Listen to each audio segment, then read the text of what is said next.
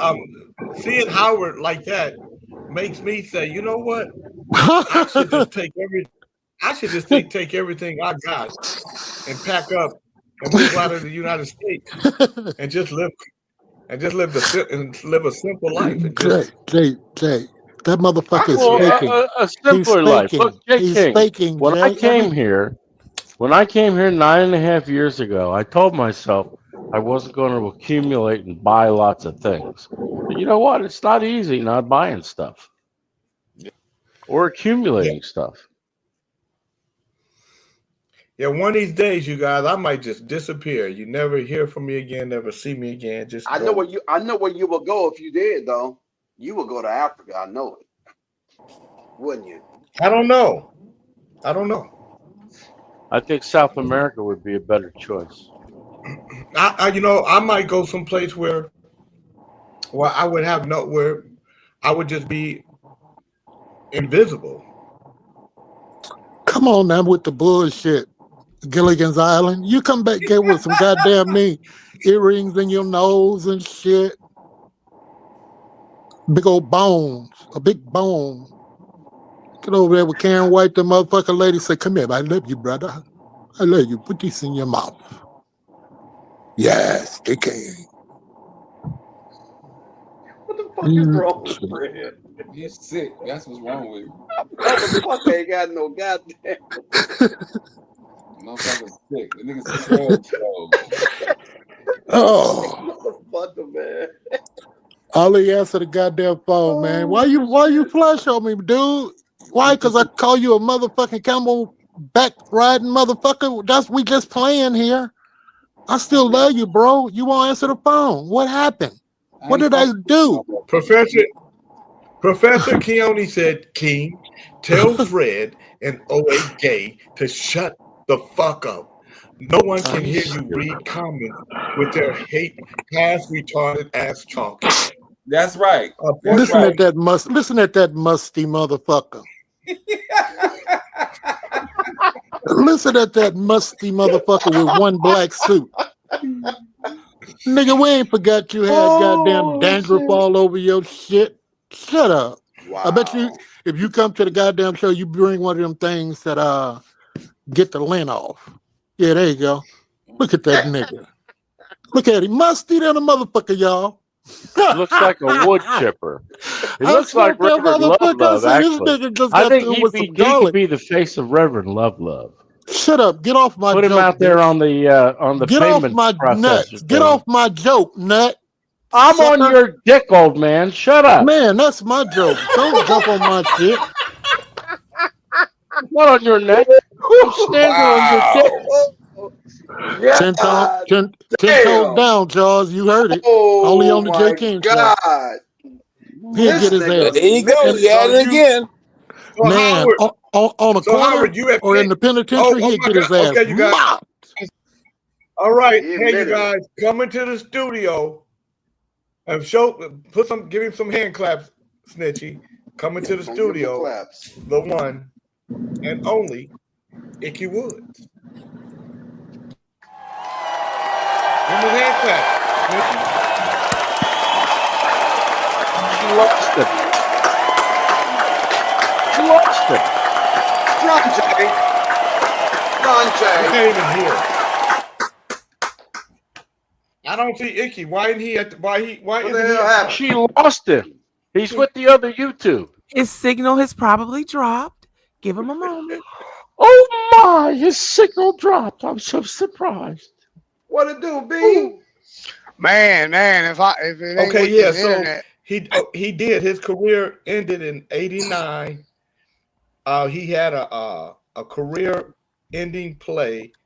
He tore his ACL, so that's why he was out at 26. I was wondering what happened. So he tore his ACL at 26 years old.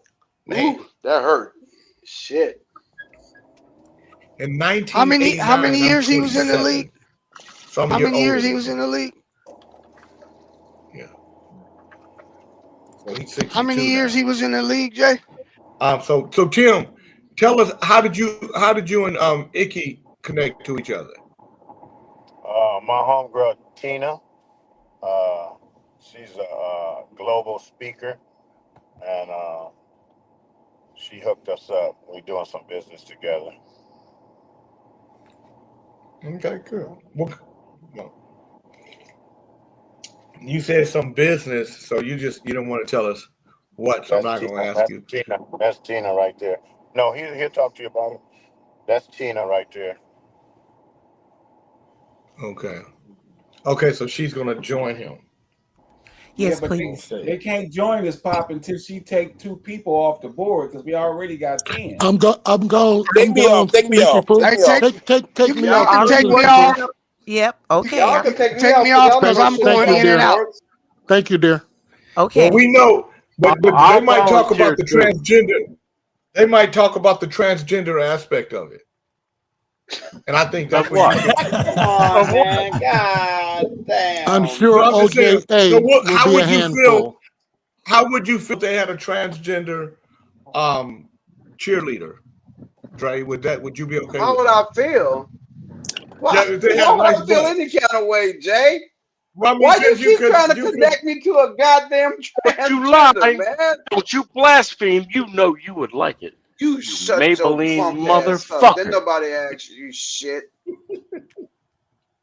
No, Dre, I'm just asking you because I know that you've had close communication. Listen, you got to keep him off. He said take him Close off. communication. Damn. He was Huh? trying to say something. I know he said take him off. We got to I have will Icky when and they the ladies arrive, come. Cuddles. When they get back here, I'm going to do it. I know I you got to do do know- it now. They can't get in. They can't get in. They're not even here.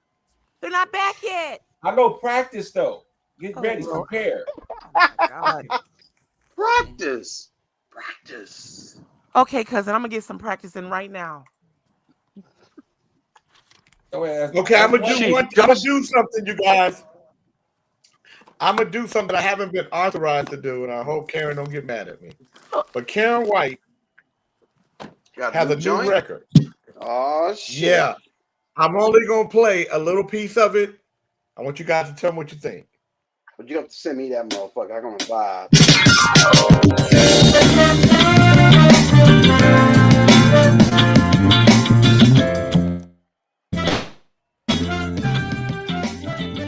I don't like the music already for Karen.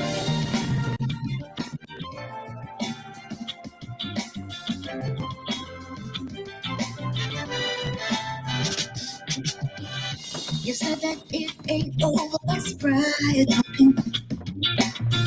You say that you don't care, that it's fear talking. You say I was wrong, that's pain talking. You say you moved on, that's just game talking. Hey, you're gonna want me back. Oh, you're gonna need me one day. You're gonna want me back. Mr. Woods is here, Jay.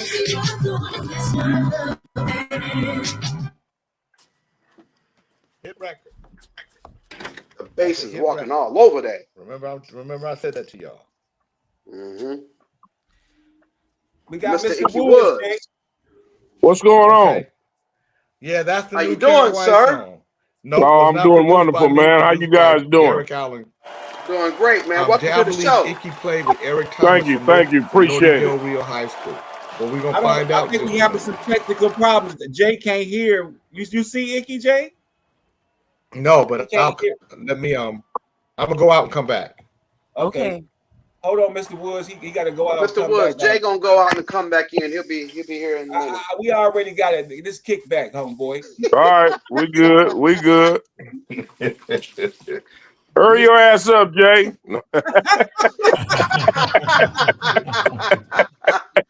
You know this so well. Get right on in. That's how we do it around here too. Oh yeah, no doubt, no doubt. Mm-hmm. Hurry your ass up, Jay. Dre, you know what I was gonna call that, Dre? What's that? Oh boy. Dick right. Oh. Come on, man. Sound like Ali with Drake. He ain't riding early, is he? He's a rider. No, man, I'm not a writer. I'm not a writer. I am not a writer. Hey, Icky, you should have been a comedian, not a football player, Icky. Yeah, really. Hey, he is a comedian too. Yeah. Can you see him, Jay? I'm coming in right now. How you doing, Mr. Woods? I'm doing good, brother. How you? I'm fine. Now, Mr. Woods, I want to warn you that this is a silly show, right? Jay, he fit right in when he went out. He said, "Jay, hurry your ass back up, Jay."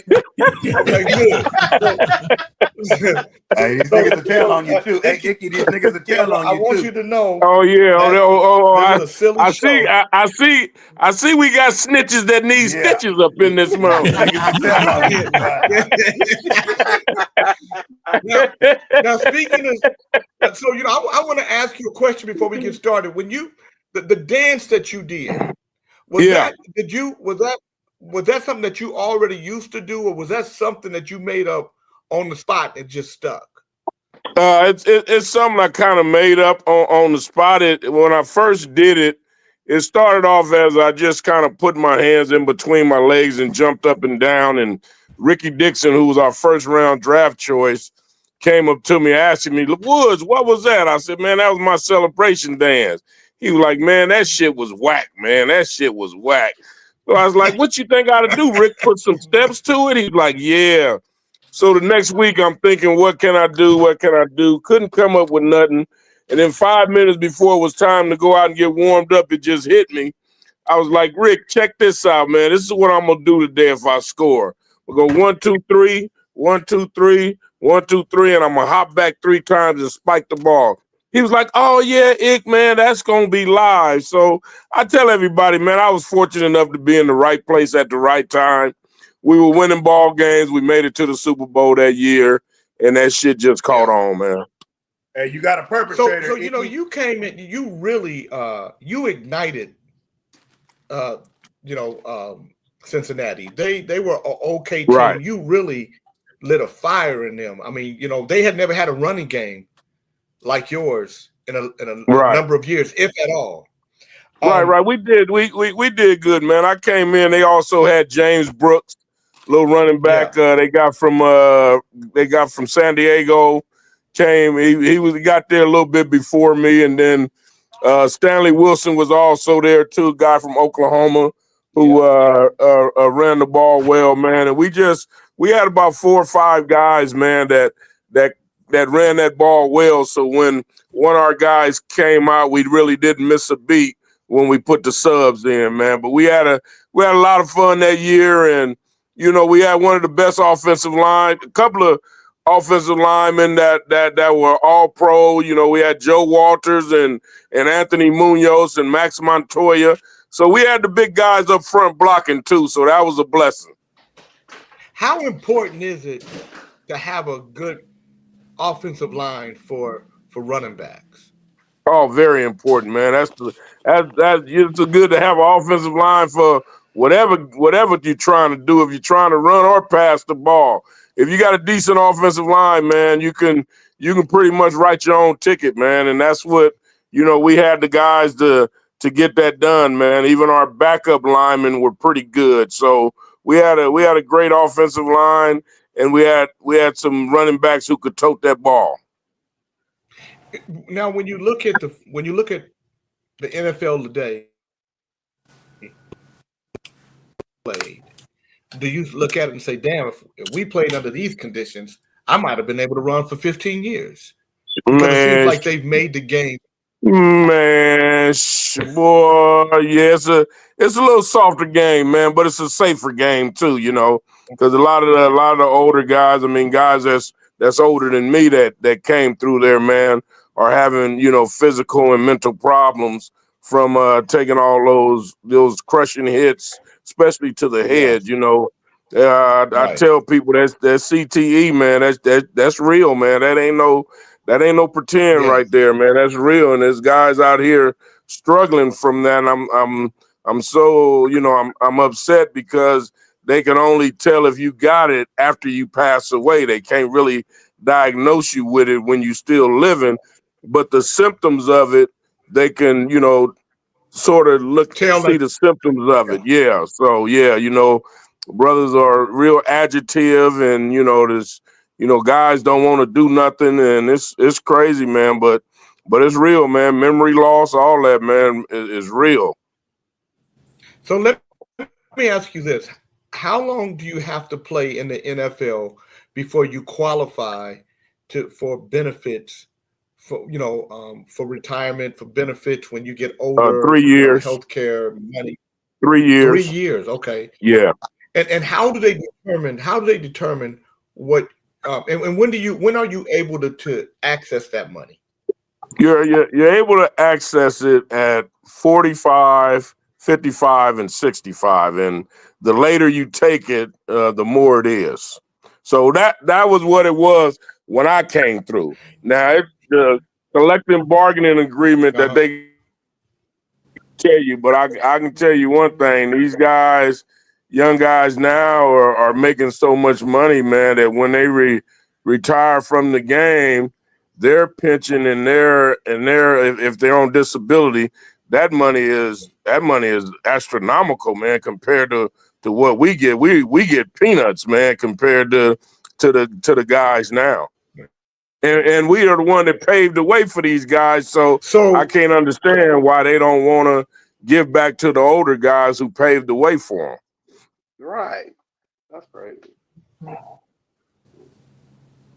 Well, now these guys can control their jersey to retroactively get anything from name, image, likeness. Are you making money from if your jersey's still selling? Yeah, we'll make a little bit from that, man. But it ain't the money they making. I can tell you that. So we get a little something that Go ahead. What percentage of NFL players are really making that kind of money versus the average player? How you got a handful that's making the big money, but on average, you probably, I say, maybe 4 or 5 players per team is making the real big endorsement money, because they're the big names that's on the TV all the time. So making decent money, because the minimum in the league now is almost $1 million, man. You got guys coming in as free agents making, signing 4-year contracts for $4 million. So, so they're making almost $1 million a year.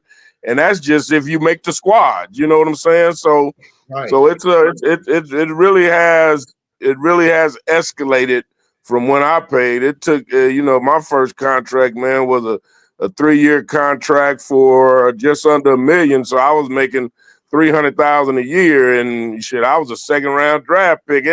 That's peanuts to what they making now. Yeah, so they making more now. I made in 3 years. They making that in 1 year now. So yeah, it's changed quite a bit, man. So does how do they? Because it seems to me, I would have loved to have seen you as an analyst. To because you had such a big presence, and a big personality.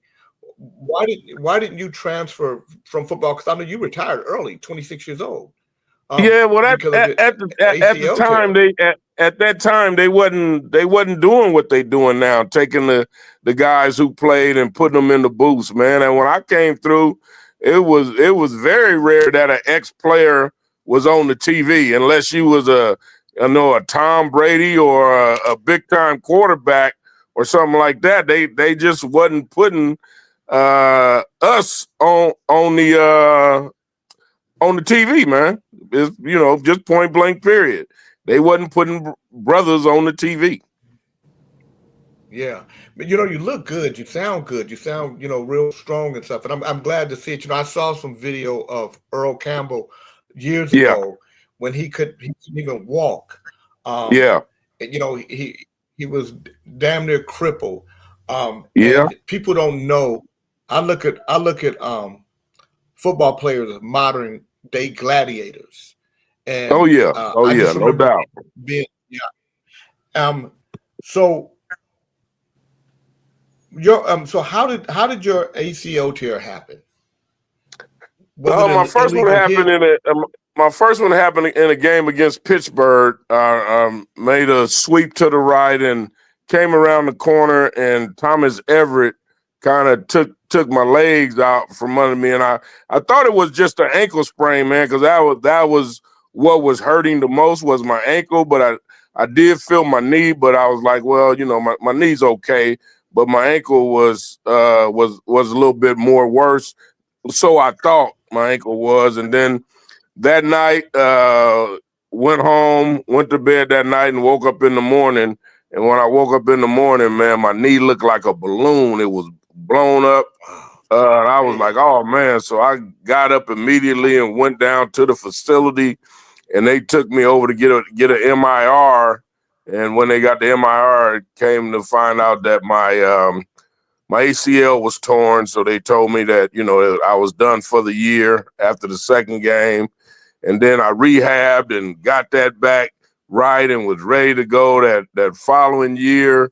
And then we're in training camp in a non-tackling drill, and I'm running up through the hole. And the next thing I feel is someone grabbed my face mask, and he turned my face mask, and where your head go, your body gonna go. So I was in the middle of a stride, and I kind of did the splits, and his momentum from grabbing my face mask and throwing him around, he came down on my good knee.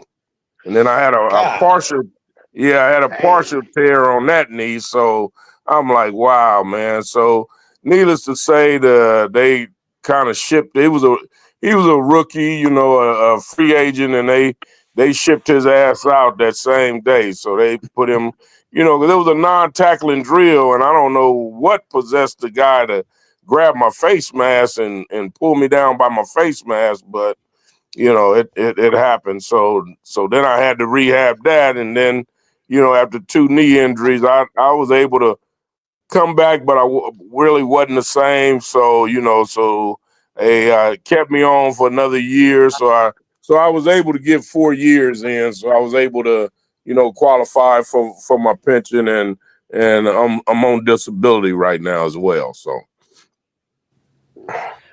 So how was it?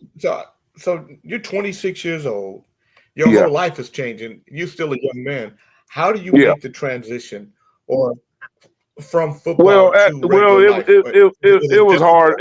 It was hard those first 2 years, man, because I really, when you're still young, you really got that fire, that bug. You still want to play the game, and and then but also when you are making big money, you're spending big money. So all of a sudden, the money's not coming in no more, but I still got them big bills to pay. So I had to, They don't stop because yeah. they don't get injured because your knee got injured. Right. Them bills don't stop coming, bro. So I had to muster up and go to work, and had to downsize, and and I had the gift of gab, so I was able to get out and do sales, man. And I did my sales, and I just sold meat door to door, man. I done whatever it took to because at the time I was married and I had 4 kids, and so I done whatever it take to put food on the table and clothes on my baby's back. And I didn't care what nobody think about me. My grandmother always told me that opinions are just like assholes. Everybody got one and they stink. So you don't worry about what nobody think about you. You go out and do what you need to do to make sure you take care of your family. And that's what I did. So Eric McAllister said, ask him if he's talked to David Fulcher lately. Yeah, I talked to Fo Rock about 2 weeks ago. Yep, seen him at a.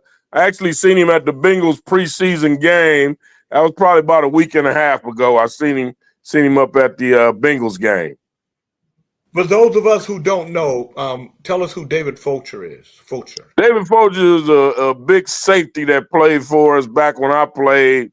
Hard hitting guy, you know, nobody wanted to come across that middle because David Fulcher would knock your head off. So played at Arizona State, but he was our all pro safety that played with me when I was with the Bengals.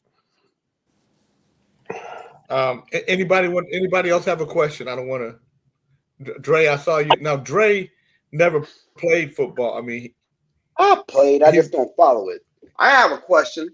The guy that grabbed your face mask, you ever see him and want to just whoop his ass? Oh man, man, it was, I hadn't seen him since then, man. He tried to apologize to me and all that, man, but but like I said, they shipped him out that same day, so wow. I didn't ever get it. Yeah. He got shipped out there same day. And the reason for that was because it was a non-tackling drill. If you can't listen to us to tell you this a non-tackling drill and you gonna tackle somebody in a non-tackling drill, then we know your ass can't listen. So we got to get you up out of here. Not just tackle somebody, tackle somebody that's important to the team. That took us to the Super Bowl. Dale Burton said, Icky, if he had a teammate named Eric Thomas from Norte Del Rio High School. I sure did. That's my Boone Coon, man. That's my ride or die, man. ET. That's my boy, man. We've been going strong for over 30 years now, man. Him and Solomon Wilcox took me up under their wings when I got here. They were in their second year, and we were all from California. I was from Fresno. Eric Thomas was from Sacramento, and Solly was from Los Angeles. So those guys took me up under their wing, man, and brought me along, and we still tight partners to this day. Jay Taylor said, did the Bengals ever offer you a front office position? No, the Bengals didn't. I got the wrong color skin to get a front office position. They're doing a lot better now. Now that it's been moved over into the. But when I came through, they didn't have any minorities in the front office. They had one coach, Jim Anderson, and that was it. So no, they did not offer me anything in the front office. Probably just a janitor or two, huh? Dallas said, I think it's 7 years. Dallas said, you know what's interesting? I don't want to skip over that because you heard Icky say he had the wrong skin color for that, because at that time in the 1980s in football, they just saw Black people as good players, not good coaches, not good administrators, not good presidents, just players. So, Icky, speak to how different the NFL looks to you now that they are looking at Black quarterbacks, they're looking at Black general managers, Black presidents, Black coaches. They finally get it. They finally get it that we're just as equal as them. We can do the job just as good as them. But because NFL back in the day was the good old boy network. It's finally coming along, and we're finally getting some people of color in important positions in NFL now. And that's a great thing. Listen, you did great at UNLV. You put UNLV on the map too. I mean, you ran your ass off there. Did UNLV? You ever thought about coaching there? Being a running back coach. Well, coaching is just so stressful, man. I don't want the stress of coaching, man. You got, it's stressful. When you're winning, it's great. When you're losing, man, it's just a whole nother animal. You know what I'm saying? And you can't really pinpoint why you're losing. So that even makes it more stressful, because you think you got the guys to get it done. You hopefully your guys go out there and get it done. But man, your livelihood in coach winning, you were not going to be a coach too long. So, and Okay, I just never. Go ahead. I want to ask you about the Super Bowl. So, a lot of people talk. You guys will beat San Francisco in the Super Bowl. So, and we should have. What happened?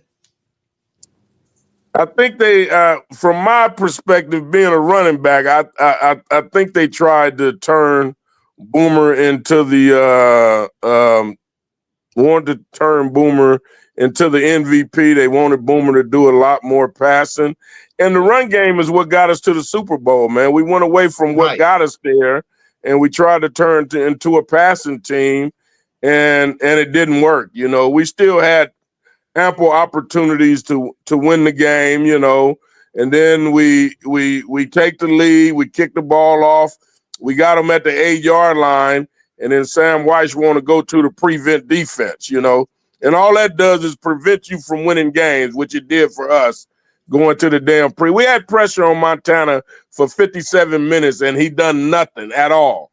And then the last 3 minutes, we want to go to a damn prevent defense, and it prevented us from winning the Super Bowl. So, all because they want a Boomer to shine. Yeah, you know I'm you know, and I'm you know, because me and JB came to the sideline and we was pissed, man. We was like, why are we not running the damn ball, man? The run game is what got us here. They can't stop our run. Let's run the ball. And then Sam called a little offensive meeting talking about, hey guys, don't be selfish. We can run and we can pass. Say, well, we can't pass if Boomer overthrowing wide open receivers 20 yards over their head. What kind of crap is that? So, you know, so we just had to sit back, man, and endure it. And, you know, and we still had an opportunity to win, man. You know, we lost Crumry early. That hurt us. And then we lost Stanley Wilson the night before the Super Bowl. And that hurt us as well, you know. So we have those two guys during the course of the game. How did you lose him the night? How did you lose him the night before the Super Bowl? He had a relapse, man. Stanley was a drug guy, man, and he had a relapse the night before the Super Bowl. Yeah, damn. That's my cousin, man, Stanley Wilson. Oh, is it? Yeah. So he's really my sister's blood cousin. But yeah, I saw he used to come to the house, man, and when he did that, boy, we was like, man, that really hurt the family. Yeah, and then, you know, and I tell everybody, I wasn't, you know, I didn't feel bad for Stanley. I said I felt bad for the family because everybody came there to watch him playing the game and see him playing the biggest game of the year, and then he does that, man, and not only let the team down, but he let everybody down, man, and it was unfortunate, man, because Stanley was my mentor. Man, we were the fullbacks. We did a gang of shit together, man. And I just couldn't understand, you know, the night before the biggest game of our lives, you know, how it could have happened. And you know, I blame Stanley, but I do blame the Bengals as well, because all during the course of the year, they tested Stanley every week to make sure that he was not, you know, doing drugs. And then the last 2 weeks leading up to the Super Bowl, they stopped testing him. And, you know, so that, and then we went to Miami, where, you know, that shit is fluent out there in Miami. Miami is Miami. Miami. Yeah, so yeah, we was definitely in the wrong city, man. And he got loose, and, you know, that's when they had the riots over there in the other part of the town. But it wasn't bad for us. We went over there in the riots, man. We was having a ball. Actually, we was one of the funnest times we ever had, to tell you the truth. But man, I tell you, strawberries too, wasn't they? They was over there strawberries, wasn't they? Oh, watch out there now! Watch out there now! Don't be telling everybody about strawberries now. Quiet down now! Quiet down. So Professor Keone said Jerry Rice is what happened, but that's not true. Let me say this to you, Professor Keone. On this particular game, Cincinnati controlled this game for most of the game. And this is like one of the most exciting Super Bowls of all time. You guys go back, you'll see. Go back and watch this game. Cincinnati, they were running all over San Francisco, but Joe Montana in the last 2 minutes got on his high horse, started making some serious, start throwing some serious passes, moving the ball down the field, and I believe You know what, but he never does that. He never does that. He never does that if we put pressure on his ass like we had the whole game. When you go to a prevent defense and you don't get no pressure on the quarterback, they can sit there and pick your ass apart just like he did because we didn't get no pressure on him the last 2 minutes of the game. Right. And we had pressure on his ass the whole game, and he really didn't do nothing. And I think the problem with the prevent defense is they let the ball move too far down the field. You guys are up by 4 points. So the coaching staff is thinking, you know what? They can only beat us for the touchdown. No, we were only up 3 points. We were only up 3 points. It was 16-13. You guys up 3 points, 16, and they beat you guys 20-16. 20-16. They beat us by 4. Yeah. So you know, and I think what they were doing was trying to let them maybe play to tie the game up, going to OT. But you know, when you go to that prevent defense, man, you leave so much stuff open because you're not getting any pressure on the quarterback, and all he has to do is move around the pocket because eventually somebody's gonna come open. And that's what happened. Jerry Rice came open over the middle, caught a nice little pass. Our safety knocked the corner off of Jerry Rice, and he ran up through the middle and then ran it. Got about a 40-yard gain on that one play, and you know, and Jerry Rice had a hell of a game. Now I can't take nothing away from him, man. I think he had over 200 yards. So Jerry Rice had a hell of a game. He had a hell of a game, and he did a great job, man. But you know, it is what it is, man. It happened. It's in the past. I still get mad about it every now and again, but you know, I just all you can do is move on, man. You know, we made a couple of bad decisions. We lost a couple of key people. You said, what Say that again, Icky. What are you doing now? Well, right now, I run my son's foundation. I lost my middle son to asthma 15 years ago, so I started a foundation in his name called the Javante Woods Foundation. And what I do is I go around the country raising money for asthma research and asthma education, you know, because we're trying to find a better way to treat asthma than they've been treating it for the last 30 years. And then I also do Talk Fusion, which is a innovative new way to send video emails. So I've been involved with that. They just launched here the 1st of August, and so that's what I've been doing. Talk Fusion. So it's a great program, man, and it's a way to get the word out. If you got a company, it can help your company. If you just want to send I love you. You got personal use, you got business use, and I use it for my charity. That was the reason I got involved, is to raise money for my son's foundation. So it's been a godsend to us. Say again. How do we find Talk Fusion? How do we find it? You can just go to talkfusion.com and you can find it that way. But we want to send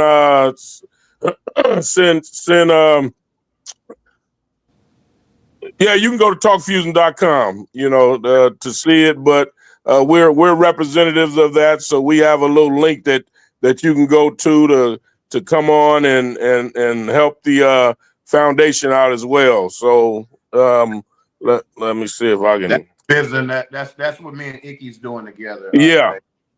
So. Well, that's what I was going.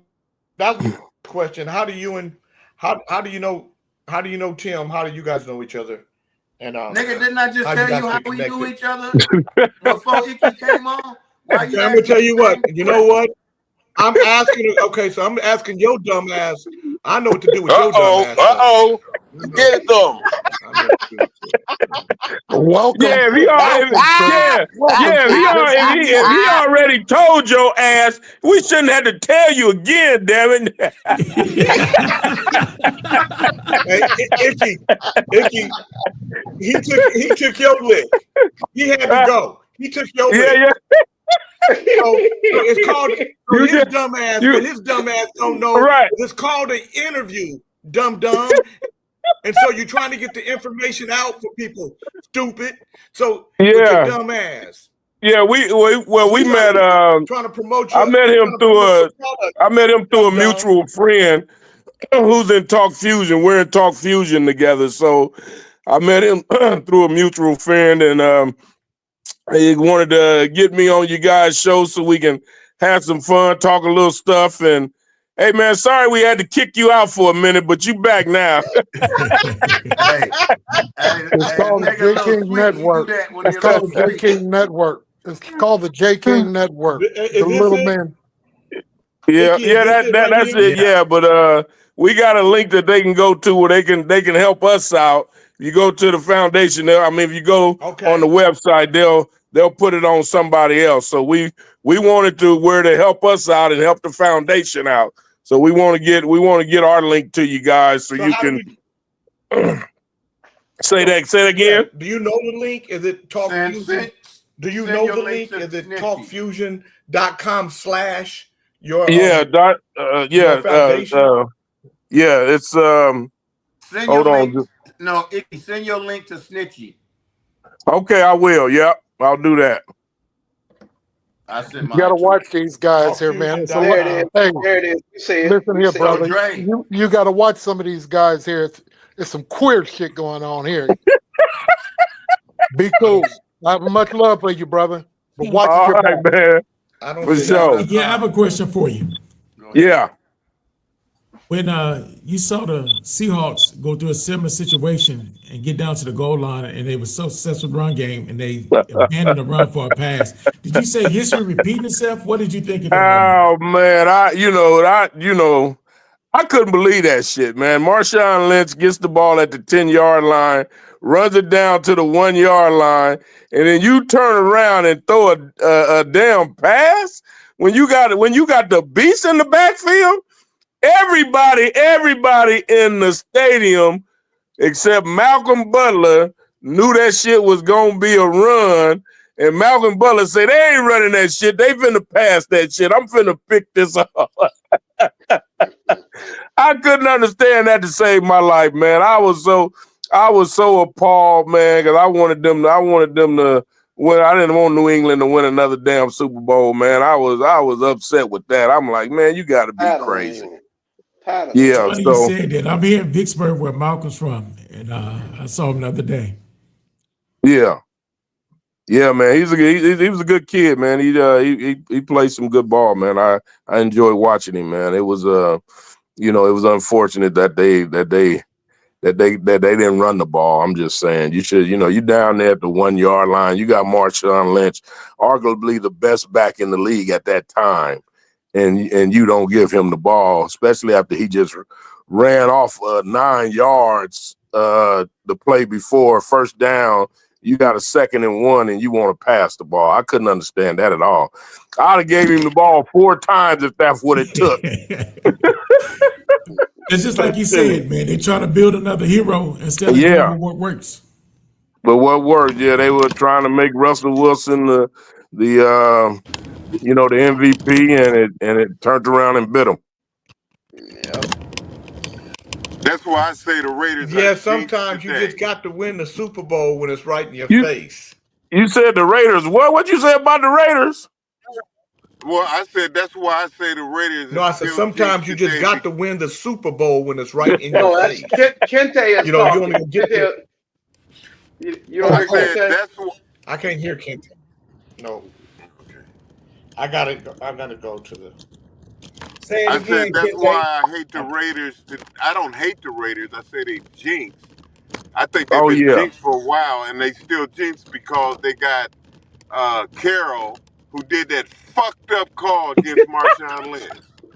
That was a fucked up call, man. What the fuck? Hey man, yeah, I'm glad I found out we can cuss on this son bitch. I'm finna let a few of them go now and there. I was trying to be all right. Do what you want to do. It's open season. It's open season here. Mm-hmm. Hey, You ain't can we play the Yeah. shuffle real quick? Yeah, you Can we play the already shuffle know, real bro. quick? Huh? You can call punk ass motherfuckers, you silly Oh, bitch ass you can motherfuckers. do You can call all them all. that on I give you here? Shit, I'm permission, gonna have to Mike. come on here again, goddamn it. Now I know There the you rules, go. Yeah, you don't goddamn hold There you back. go. Smoke a Yeah, joint, don't smoke a hold joint, back. smoke a joint, get you a cigar, and kick back and let these motherfucking Hasidiri niggas have it.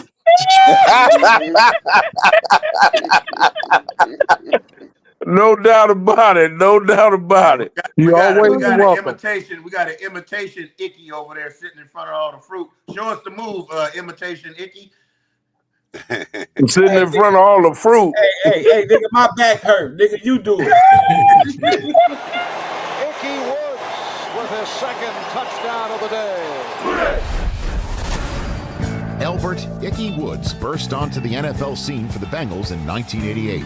The rookie became a cult figure when he unveiled his touchdown celebration dance, the Icky Shuffle. That is the Icky Shuffle. Plays on a bed of hot cold. Woods led the AFC with 15 rushing touchdowns, which translated into a dance marathon. His legs powered the Bengals that season. Hand off to Icky, right side, touchdown! Bengals have won the AFC Championship. Despite his career being cut short by injuries, Woods scored 27 touchdowns in 37 games and averaged a touchdown and an Icky Shuffle every 12 carries. Many players around the league have imitated his moves over the years, and others have taken it to a whole new level. Icky Woods might have been a Pro Bowl running back, but he left behind a football legacy as a dancer.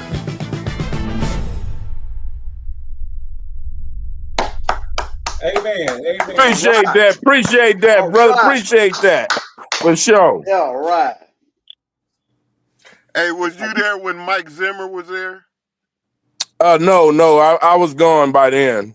But I like Zimmer, man. Zimmer was I liked him, man. I like what he did for that defense, man. He did a great job. I like Mike. He was my coach in college, man. Oh, okay, yeah. He's a good dude, man. Good dude. Yeah. Yeah, I like Zimmer, man. That's that motherfucker. He taught me football. I went to Grant and I didn't know how to read. I was a Right. linebacker. I'm like, Okay. read? What the fuck? He said, man. Right. He said, man, because I used to just blitz. You know what I'm saying? Right. And he told me to stay back and read the guard. I said, read the guard? What the fuck are you talking about? Right. You know, so, but he taught me football, man. He taught me the mathematics of football, bro. Football, man. He was a hell of a coach, man. I loved Zim when he was here, man. I loved him. When he went to Minnesota, man, he had a good run at Minnesota, man. And then one year the kicker screwed him. And then the next year they got screwed by the he had some rough years in Minnesota, man. He should Right. It kind of surprised me that he moved to a head coach because I looked at him as a defensive coach, but he actually elevated to the head coach. I'm like, whoa, you know what I mean? I'm saying, shit. Now, Icky, I gotta tell you, Icky, I gotta tell you, Yusuf Kente, who you talking to, was a hell of a football player. Should have been a pro. No discipline, hard headed, no discipline. Oh, he just hey, I knew that was what it was when he started talking about Zim had to teach him because they go, oh yeah, you the hard head motherfucker then. If you had to be soft, by the time Zim got to you, goddamn your head was hard the motherfucker. Oh man. That nigga still got a hard head. Christy Graham said, "Are you friends with Dan Wilkinson?" Number 99, Big Daddy. Yeah, I know Big Daddy. Yeah, I knew him from his playing days. He's up in the Dayton area, so yeah, he's a good guy. Big Daddy Wilkerson, they called him.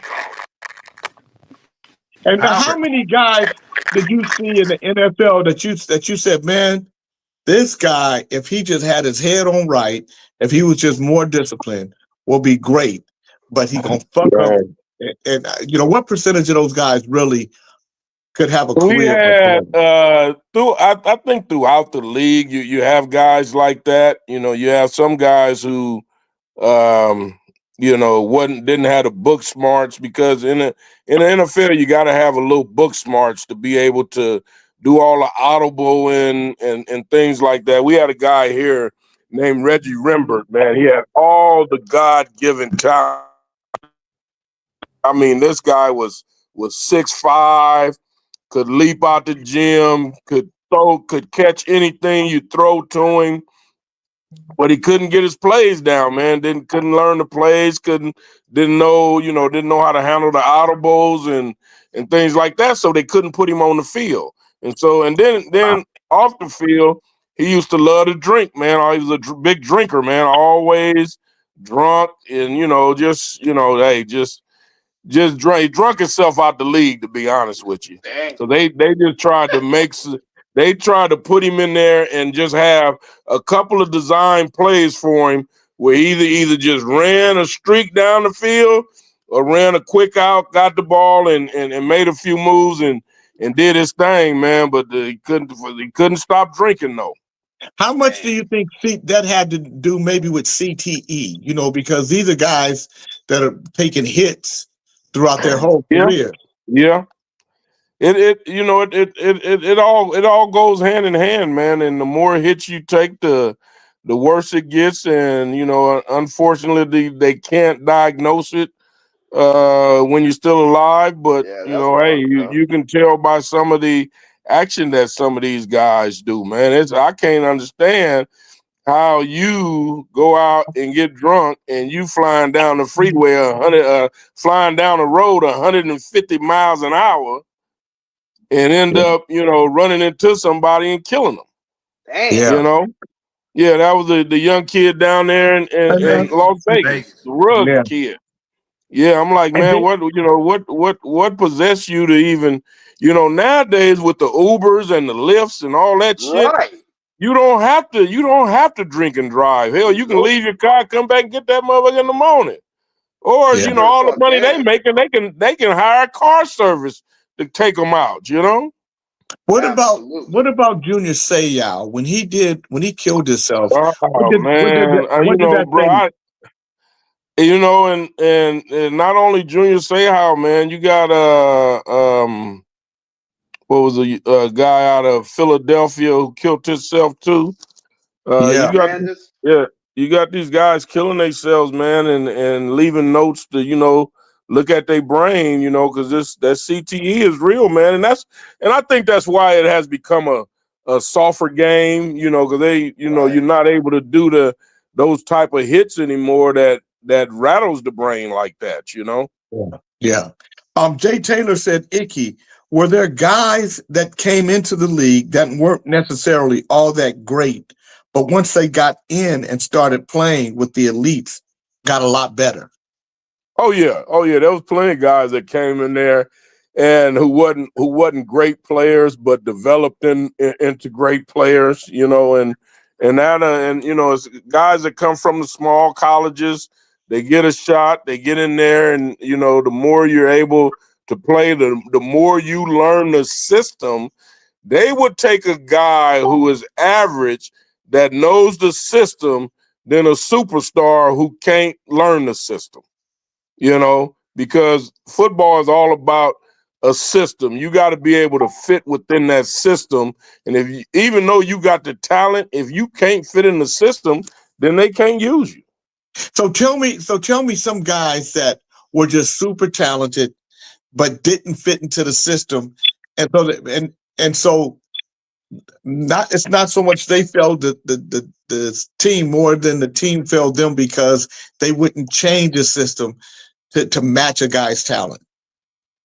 You remember the one kid out of Houston, the one quarterback out of Houston that they drafted to the Bengals. I think his name was Derek Klingler.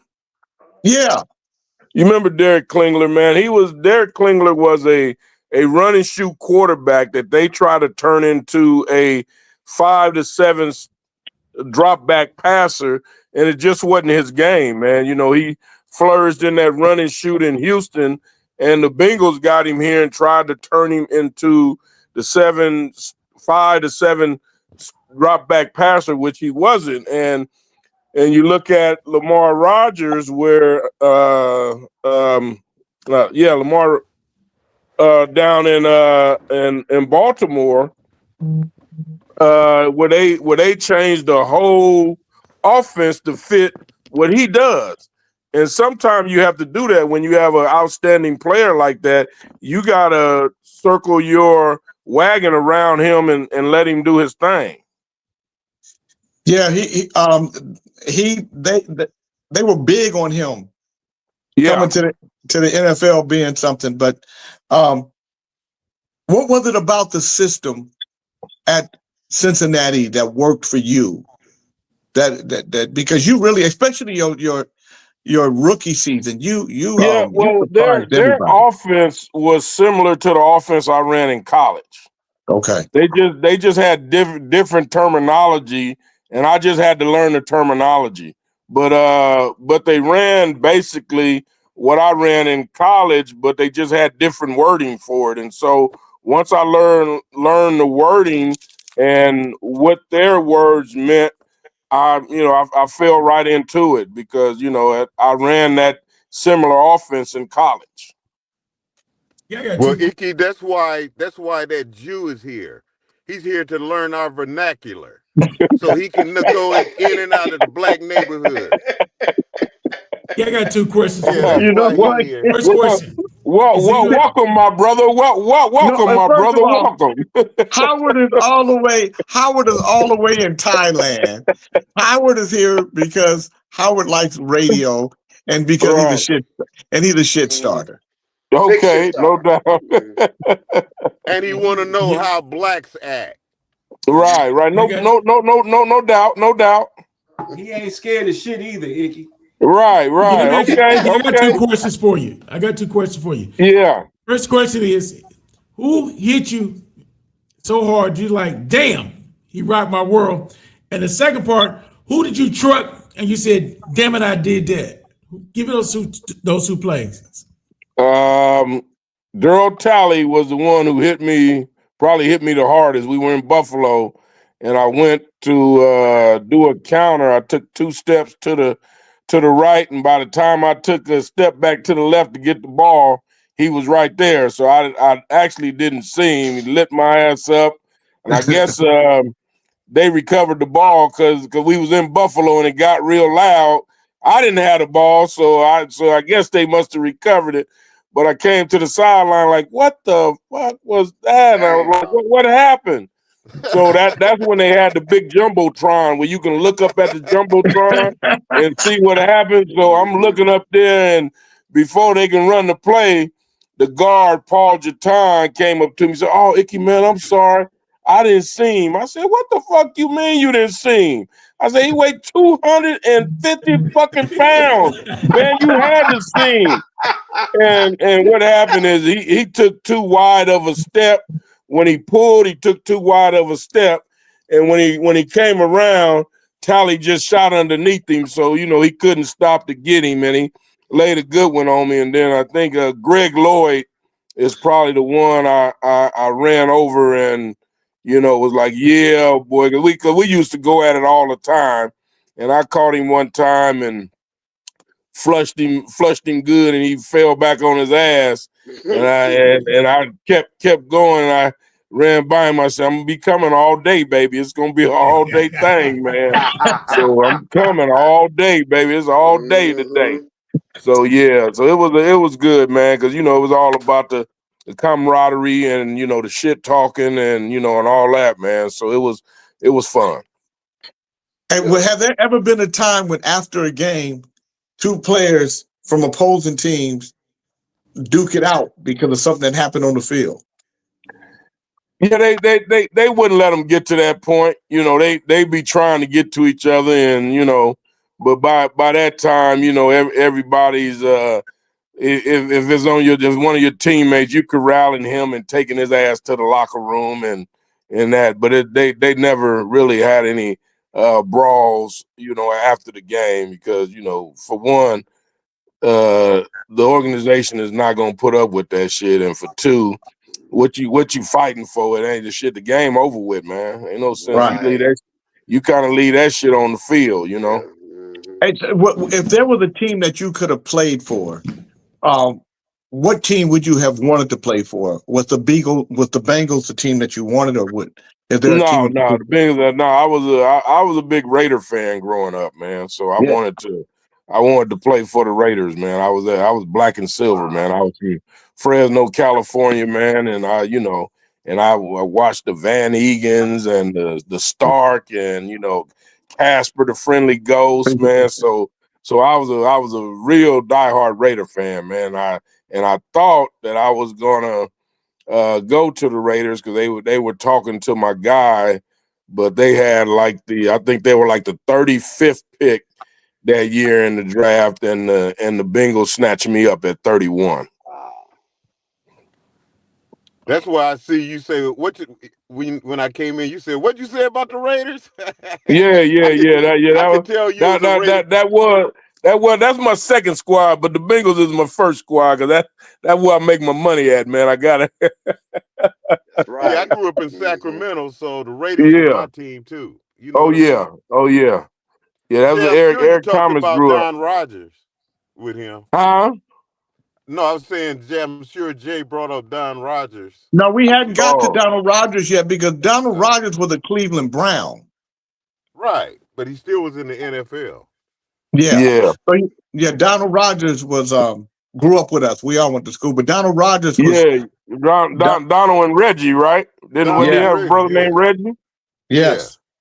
Yeah. Okay. Yeah. I knew about them cats, man. You know, I'm from Fresno, so I knew about the Rodgers brother for sure. Okay. And they had a sister named Jackie that could play baseball and basketball. Jackie I remember that. Yes, I remember that. Yeah. Yeah, when Donald 1986, I'll never forget because I had just done Rumors. I mean, Rumors had just started to take off, and in Sacramento, Donald Rodgers was having a party for he was about to get married, so it's a bachelor party. Yeah. And the next morning, somebody called me and said, "Man, Donald's dead." He was gone. Yeah. I remember that. He went out jogging or something, and yeah. I remember that, man. That was heartbreaking right there, man, because he was just getting ready to light the league on fire too. Del Burney said, "Do you know Anthony Washington from Fresno?" Anthony Washington. Name sound real familiar. He played for the Steelers and the Redskins. Oh yeah. I remember that. Yeah. He's a little younger than me, but I remember him. Yes. Yeah. You know, when you look at the game now, do you see it? Because to me, it used to be more competition. It was more competitive. Now it's more Now it's like more entertainment to me and less competition. Do you see it the same way? Yeah, I think they trying to get it entertaining, but you know, there's still competition out there though, man. Anytime you put them cleats on, man, and step out on that field, you're trying to get out there and give it your best effort, especially with the rules they got in now, you know, trying to make it. You don't think the NFL has it set up sometimes even with scheduling and stuff to try to match the teams? It almost feels like the World Wrestling Federation to me now. I'm not gonna say that. Goddamn it, that shit fake as hell. But this, I ain't gonna let you do them like that, dog. It ain't like that, goddamn. But you know, they have the teams that that they favor, and they put them in the limelight, you know. But you know they want to make it competitive, and you know now, man, they're trying to go worldwide with this NFL, man. You know they're doing games over across the water, doing games in Mexico, so they're trying to corner the market on everything. It's a league that, you know, takes over 3 days of the week during the season, and then 4 days when the playoff come. So Yeah. it's big. It's big money. What makes them pick what teams are their favorite? What is it? Is it location? Is it Well, you know, the teams that has a winning pedigree, man. You know, they normally put them on a pedestal. You know, like Detroit now. Detroit is you know they have turned the corner. They're winning games, and now they're on more primetime TV. You know, so when you win games, it gets you on primetime TV, man. You know. Mm-hmm. What you think about that Dallas Cowboy trade? Oh, excuse me. Oh man, that shit. They may take them off of all prime time now today. No, man, I don't know what, you know, Jerry Jones is Jerry Jones though, man. You know, I don't know what he was thinking. I don't know how you get rid of Micah Parsons, man, but you know, I guess you know, Jerry Jones wanted to show him that he's the man in Dallas, which he is. And now Parsons is going to be the man in Green Bay, which he is 188 million. Right. The man, you know, so he got his money. I guess the Cowboys got what they wanted out of the deal, you know, which is a couple of first round picks. So we'll see how that pan out for them. Their reward is going to be further down the field than anytime soon. I think in the conference that they in, shit, it look like they're gonna probably take dead last in that conference there. Yeah. Jerry Jones is the worst thing that happened to the Dallas Cowboys. Yeah. Well, some people say that, you know, some people praised him when he first got there and won a couple of Super Bowls, but you know, you're only as good as what you done for me lately. Yeah. That Janet Jackson up in it. Yeah.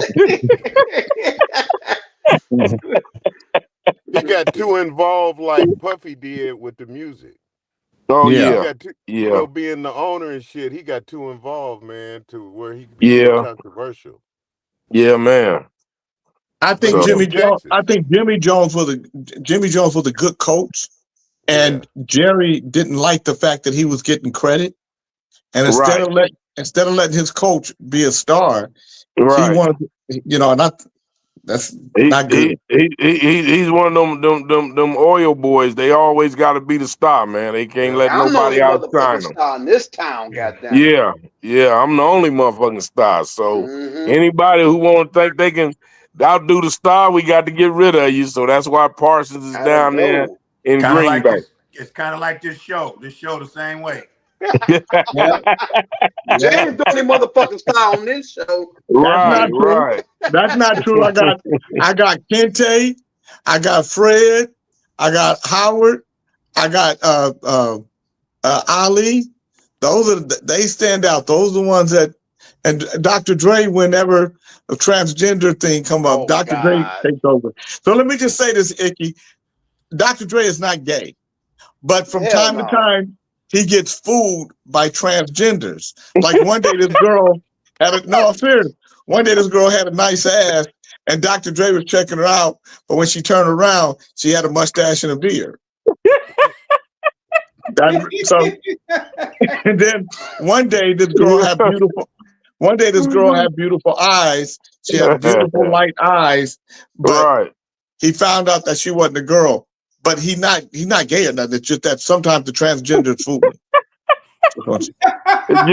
It just attracts him, huh? Hell no. The one with the eyes, I was a kid, man. I was like 16 years old. So he was attracted. So he had been attracted to transgender for a long time. No, God. Dre, I told you to start taking the fifth, Dre. Take the fifth. I want to ask Icky one question, Pop, if I can. Hey, Icky, man. Tell me about that commercial you did about 5 years ago, man. How did that work?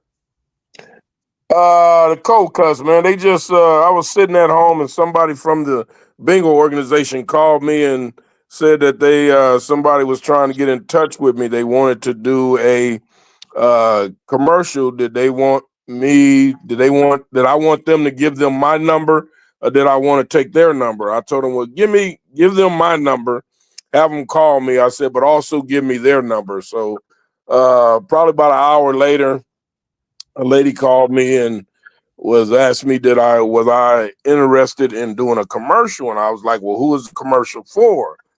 And she was like, well, I can't disclose that yet until you sign an NDA. And so I said, okay. So they sent it over. I signed it, and they came. So when I talked to her again, she said their client is Geico. They want to do a commercial with, my shuffle. And I was like, well, what's the premise of the commercial? She said, well, we don't know what we want to do as of yet, but we got a few things that we want to try. And so, we got together, got the money right. They flew me out to LA, Beverly Hills. We were in a Ralph's, and the first one we was in a Ralph's, I did the shuffle one time, and they wanted me to go back to the cart and kind of just lean over the cart and act like I'm reading. I did that the first time, and I was like, man, I ain't doing that shit no more. That shit whack as fuck. I ain't doing that. and so when it came back to do it again, I went and I stepped to the cart, and then I just jumped up in there and said, woo! I'm gonna get me some cold cuts today. And they were like, oh, hell yeah, we love that. We love that. And so they threw that in the commercial. And then we had another one where saw that damn commercial. That was you? Yeah, Wow. yeah. That was me. Yep. That was me, Mr. Cold Cuts. Yeah, man. I knew when I seen the commercial. I knew it was big, but I didn't know it was big as what you just explained, man. Because that right there, man, it takes a lot to do a commercial. Yeah. We had fun with it. It took us about 4 or 5 takes, because after I threw that special twist on the end, I did that about 2-3 more times. And I said, man, oh, it's a wrap, y'all. Let's wrap it up. Let's go to something else. Like, fuck that. Let's wrap it up. Time to go. Wrap it up, baby. Let's go to something else. Exactly. So we went to another shot. So yeah, but that's the one they used. We did 3 different ones, but that's the one they used. Yeah. Gotcha. Yeah, that was great. That was a great commercial. One more quick question, Icky. Now, a lot of us been watching football for years, and a lot of us think it's rigged at certain times of the games. Now, I know you play, and I know you play professional, and I know you probably don't think it's rigged, but when you played and they changed the defense that time in the Super Bowl, did you think it was rigged? When they changed what defense? Your defense on when they went to the prevent defense? Yeah. Boom, to go to the air, yeah. I'm not gonna necessarily say it was rigged, but that's what Sam Weiss chose to do. Go to the prevent, but Dick LeBeau wanted to keep pressure on him. But Sam was the head coach, so we had to do what Sam wanted to do, and so it cost us the game. But yeah, I'm not gonna necessarily say it's rigged. Now, dude, some teams get favorable calls at certain times of the game. When the game's on the line, yeah, they do. Wow. But that's the nature of that beast too. Right. Yeah, because I seen the same thing happen with Joe Montana when the Cowboys was tearing their ass up, and then all of a sudden Dwight Clark come down in the end zone because Everson Walls don't play him tight. So I don't know what that is, but I thought that was that you just said it. Everson Walls didn't play his ass tight. That's what the hell that was. He let his ass get away. Shit, that's what that was. So and they had so much pressure coming down on Montana that you never knew that he would. Montana was just throwing that shit up, and Dwight Clark just happened to go up and get the motherfucker and come down with it for a touchdown. Yeah. Yeah. Icky, Talking you the to man. somebody baby. I that gotta only go. elevated it to You Pop the Warner, man. though, Icky. He was a Say Pop again? Warner star. I said you was talking to somebody that only elevated in football in Pop Warner. Hey, Icky, I got a Pop Warner mute on this show too, and I can put his ass. Icky, I want to say something. We talked about salary earlier. One question. We talked about salary earlier in the how much the guys get now compared to back in the day. I used to work for the probation department, and Dwight Clark used to work in the juvenile halls in the off season. A lot of players did different things, and I know that it's difficult back then when everybody thought you was getting big money, you was getting good money, but the money wasn't big as it looked as everybody said on TV. Because I just got to be paying all my bills on there. I left my credit card's expiration date. But to see you transcend and keep moving forward and find other ways to get in the bag, like you said, you use your gifts to be a salesman and other things and negotiate deals for commercial. I commend you on that because a lot of brothers give up and get on drugs. They get addicted to the fame and other stuff. But you like, hey, I'll make it Woods first. I'm going to be him after this, and I got to continue. So I take my hats off to you because that's a lot of pressure. Individual but I had, I had kids to take care of, man, and that was one of the biggest things about me because I grew up without a father, and I made a promise to myself if I ever had kids, my kids would never have to grow up without me. So I would always be there for them no matter what, and so no matter what it took to get food on the table and clothes on their back, I did it. I just, that was just me. I had to because they didn't ask to be here. I brought them into the world, and I had to make sure that they were provided for. So I did whatever it took to make sure that happened. That's right. So before you go, can you throw your foundation name and everything out there so people can know where they can donate at and what have you? Yeah, it's Jovante, and it's spelled Jovante. woodsfoundation.org is our website. So you can go to our website and see what we got coming down the pike, what type of fundraisers we got going on, or you can just donate to help our cause. Yeah, most definitely. Now, Jay came back. He's going to let you go. I'm sure he's going to come back in. But if you're ever in San Diego, man, you need help with that, I'm down here. Tim know how to contact me, man. I'll help you do anything you need down here, bro. All right, sounds good, my brother. Y'all stay up, man. It was good chatting with y'all. All right, peace. We'll be talking more. All right, man. Later. One love. Right on for the clip. Thank you, sir. Appreciate you. Did you play the clip? Play the right clip on for again, the clip. Play the clip. Okay. Hurry up, goofball. Icky Woods with his second touchdown of the day. Elbert Icky Woods burst onto the NFL scene for the Bengals in 1988. The rookie became a cult figure when he unveiled his touchdown celebration dance, the Icky Shuffle. That is the Icky Shuffle. Plays on a bit of hot cold. Woods led the AFC with 15 rushing touchdowns, which translated into a dance marathon.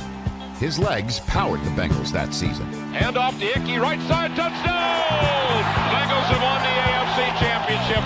Despite his career being cut short by injuries, Woods scored 27 touchdowns in 37 games and averaged a touchdown and an Icky Shuffle every 12 carries. Many players around the league have imitated his moves over the years, and others have taken it to a whole new level. Icky Woods might have been a Pro Bowl running back, but he left behind a football legacy as a dancer.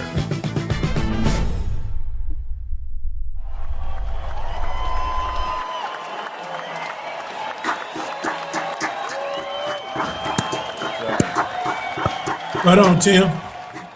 Yeah, that was cool, man. That was cool. He's a good dude, man. He's straight up. You know what I'm saying? I knew he would love the show. Yeah, I like it because he's just like us. He's just like us. If I can cuss on this motherfucker, shit, I don't need to come back. Wonderful. Y'all did a great job. We're in the third hour. I'm going back to the back. Wait a minute. Girl, you flew away, huh? How can I help you, Plankton? Let me see you today. You've already seen me, sir. Where you What's going at? on with you? I'm in the Where back, you at? sir. I'm in the back. What city you in? I'm home. I'm back at my desk. You home back in your desk? Yes. Well, why do you ask, sir? Just curious. Okay. I'm curious. It's our sister Chocolate Peach. How you feeling, sister? Good to see you. Good morning. I'm feeling Oh, all there right. you is. Okay. What's up, Chocolate? There you go. Yep. Let me How's the see. Let me healing? see. Pretty good. I can make a full fist now. Yay! So That's for you, Ali. That fist for you. no, I'm not making a fist for Ali. I'm just making it my full fist. When you So make it a fist when you say my goddamn name, keep it out your mouth. Oh Lord! No, didn't at spin, least the bitch. bird is working. The center bird is working. Take your ugly ass Oh, down. stop that! I didn't even bring up your name. You Somebody shouldn't have else said He did. my didn't. name, you He didn't. motherfucker. He didn't say your Ali, name. quit being mean for nothing. She did not say your name. Yes, She she didn't have to did. say nothing. She I did. Somebody said else said it. No, I she said his said name it. after Tim said it. I Don't I said, say no, my know, shit. fist is I not know I for what know, you him. but you set didn't your bring it ass up. up. No, I You didn't didn't. bring it He up. didn't. All You she set your said ass was, up. the fist was not for you. Well, the fist is fat. Stop it. We're glad to see you, sister. Glad that your healing is going well. Thank you guys. Ali, I think you mad because her healing is going well and your back still haven't healed after all this Leathers. time. Oh my Won't you God. mind your business and go fix your knees in the back? Wow. That's what I'm Happy going to do. But Friday. I ain't mad because my knees ain't hurt like you mad that she healing and you not. Don't make me call Icky Woods back and he strike you in your knees. Wow. Gonna think He But already you're tripping doing better about the than me, fact that brother. you didn't even get hit in the back and your back hurt. he gonna think you a San Francisco 49. Hey, watch your mouth. Hey, leave my boy. Watch Niners your mouth. alone now. Watch My your Niners mouth. alone. Them Niners is done. They got rid of the wide receiver. Y'all through. Watch your mouth. Hey, Tim. Debo Yeah, Tim, gone. tell Debo the young gone. buck Y'all leave the ain't got a Niners alone, chance. bro. that's right. Debo is gone. So what? Y'all ain't got a Debo and chance. his purse is gone. Is It's Kente all right. frozen? He No. frozen. Oh, okay. There you go. No, you're not frozen. Bo and his purse is Lord, gone. look That's at all Lord. right. We got There somebody you else out go. there. Look at it. We With got somebody's lighter. Terrell That's Owens not even Jr. his out there. lighter. We're gonna be all right. Balling. Am You I know, I got your frozen? lighter dance. I got your lighter. Hey, the Hey, sun hey, don't hey. freeze.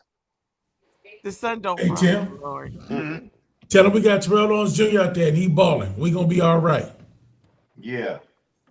I like the nose piercing chocolate peach. Oh, thank you. I've had it for over a year now. You just now seeing it? Well, you just became anointed as a bird brain. So Lord. I did not accept that anointing. No one has accepted. He insists, though. I like how you two get at it together. You're in harmony almost. Keep talking. The third hour belongs to you, Buckets. We're here for support. You supporting them? You are the bucket. We're here to support you, Buckets. That includes you. That means, what is your topic, sir? First of all, don't address me by sir. Plankton, what is your topic? Don't address me by plankton. I have to address you as Plankton because you're not getting no Baba Kente out of me right now. I don't see no Baba Kente. I just wanted to hear you smile today. That's all. I just wanted to hear you smile. I like how you giggle. I'm going in the back now. Since Where's I'm in Fred? earshot though. Anybody cut up, I'll be right here. Where's Fred? He was here. He was here, then he popped out and went to the comment side. So it's Friday. He has a doctor's appointment today. Oh, okay. Yep. King Chief, I'm gonna leave this for you to Wow. read, please, because I see King Sufficient need a Snickers or something. What did he say? He cutting up on your Niners. I can see that. Hey, Fisher. Hey, we're gonna take your polls, man. You better leave my Niners alone. Leave my damn Niners alone, bro. Niners Wow, gonna it be is all Friday, right. isn't it? I have a loss today. Listen, just like that, it's Friday. I mean, the week just flew by. Well, I can take this bandage off tomorrow. That's a good thing. What Is that what happened the to your doctor? hand? Oh I had Lord, surgery.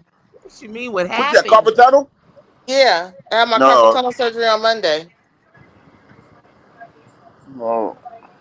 How you feel right now? It's fine. I can actually make a full fist. I haven't been on any pain meds since the other night before last. So, That's awesome. Can you do your classic middle finger? of Yes, she course, can. Yes. Okay. Yep, and on demand. Sister, the tingling, has it reduced then? The yes, tingles? yes. So, Yeah, like, then you in good I've had shape. to sleep with my hand like straight up for 3 nights, Yes. and never, even with me laying on this arm, I haven't had the tingling Yeah. at You all. in good shape, sister. They did a wonderful job. Yeah, but it's weird having the surgery when you're awake. I swear, I didn't. I was knocked out for all of it. I don't remember any of. Well, I sort of came awake and I heard them speaking, and I remember telling them that I could hear them, and they apologized, and I didn't hear nothing else. I was in the recovering room. Yeah, the first one when I had my left hand done, they put me to sleep.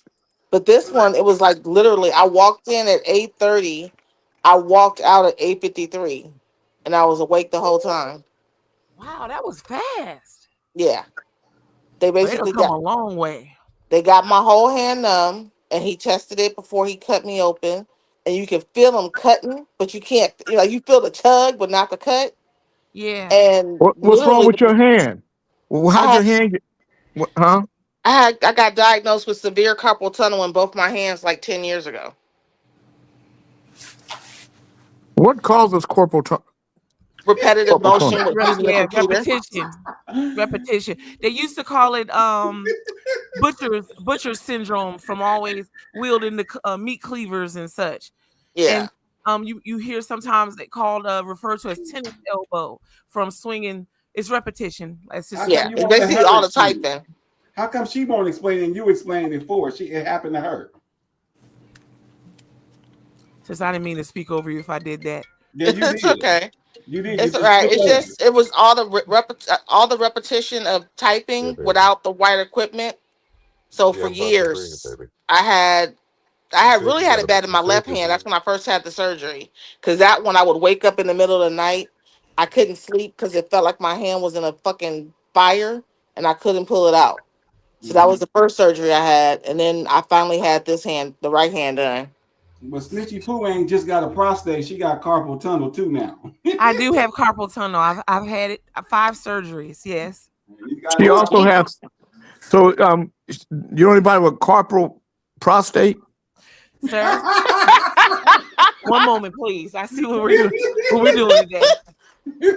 Just can't have a peaceful start of the weekend, can we, Lather? It's okay. I got It's you. the end of the weekend. It's not the start. It's the start of the weekend, isn't it? Oh, the start of the weekend. Yeah. Yes. My bad. I Thank didn't you. say Thank you, you King had. Tim. I didn't say you had corporal I'll be with you in just a prostate. moment, right I after said Ladders. I didn't say you had corporal prostate. I said, have you heard of anybody having corporal? But have you had corporal prostate? No. But you have a message in your inbox right now. King Tim, I'm on my way to you, sir. One moment, please. You ain't gonna show up at the door. Don't do it. Let's see. What would it be for King Tim? I can't believe it. I can't believe it. Thank you. I like I appreciate it. I like apples. I appreciate it. Send Tim some chicken. So some chickens. some real little bitty chickens that's walking. Oh Lord.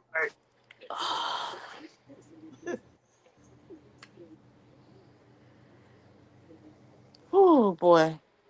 Yeah, I'm tired of being in the house. I've been stuck in the house because I couldn't drive, but now I can drive. Won't you go walk? I did go for a walk, but I don't like walking around my neighborhood. I'd rather go somewhere else and walk. Walk in the backyard. Walk around the back. I don't have a backyard, sir. Oh, walk in place then. Police department if you were the only witness. Yeah, that's something. Go outside and just walk in place. Mercer Brothers. You can do that in the house. You can walk in place. Time to No, my thing is I don't want to be in the house. I'm tired of being stuck in the house. That's what I'm trying to get out. But you ain't gonna walk if you ain't in the house. So you're not gonna just walk in place. Snitchy, let me ask you a question. I can hear Is somebody else's that a conversation. 1960? Is that a 1960 CB you got in your hand or something? You got some Sheriff Lobo CB in You your know what hand or this something? is. You've seen this. You have seen this for months now. This is my snowball microphone. That's all it is. I put Google eyes on it. That's it. It's a microphone. This ain't no TV. What I look like? You got Smokey and the Bandit. you back in like you got Smokey the Bandit you about to talk to right now. I ain't no Smokey, no Bandit. One moment, please. Who else want it? Who else want it? She did have the little Google eyes on the camera. Hey, I'm trying to figure what the hell it is you got in your head. You went in abandoned radio station and went and stole that out. No. You went and stole it out of abandoned. I didn't steal it out the back of the what you call them people, Radio Shack. Lord Jesus, the phone is on fire. Lord, we busy today, doggone it. Hold on now. Let me go ahead and get you real quick, Scissors. Let me get you together real quick. She wanted to be the first one with eyes on testicles.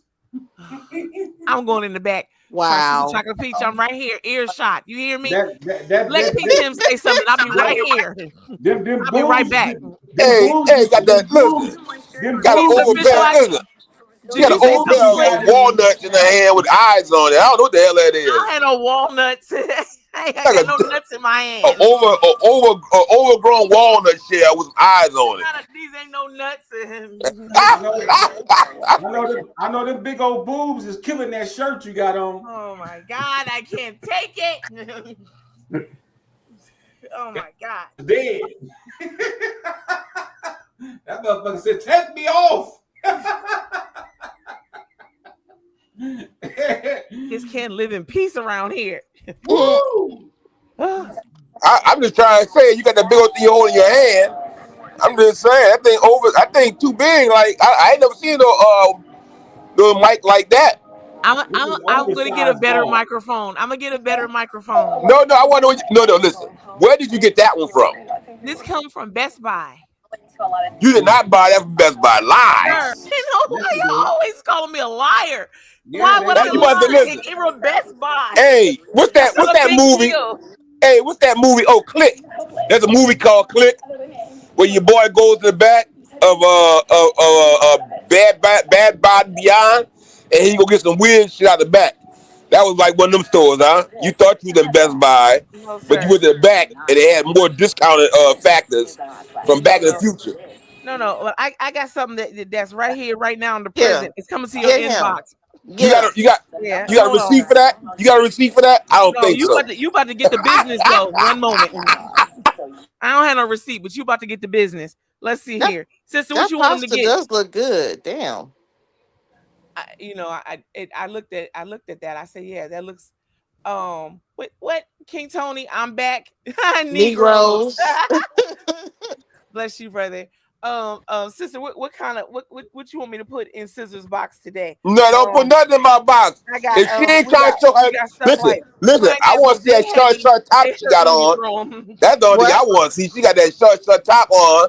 She short top. What you talking about? Yeah, you got that little black thing. You got with your shoulders all out and shit. Yeah, I have on a blanket, sir. A blanket. Oh, so you got nothing under the blanket? Oh, looking now. Here come King's official. Big Charles, looking now. Big Charles, you calm down a little bit, Big Charles. You got nothing under the blanket. Oh, sucky now. Yes.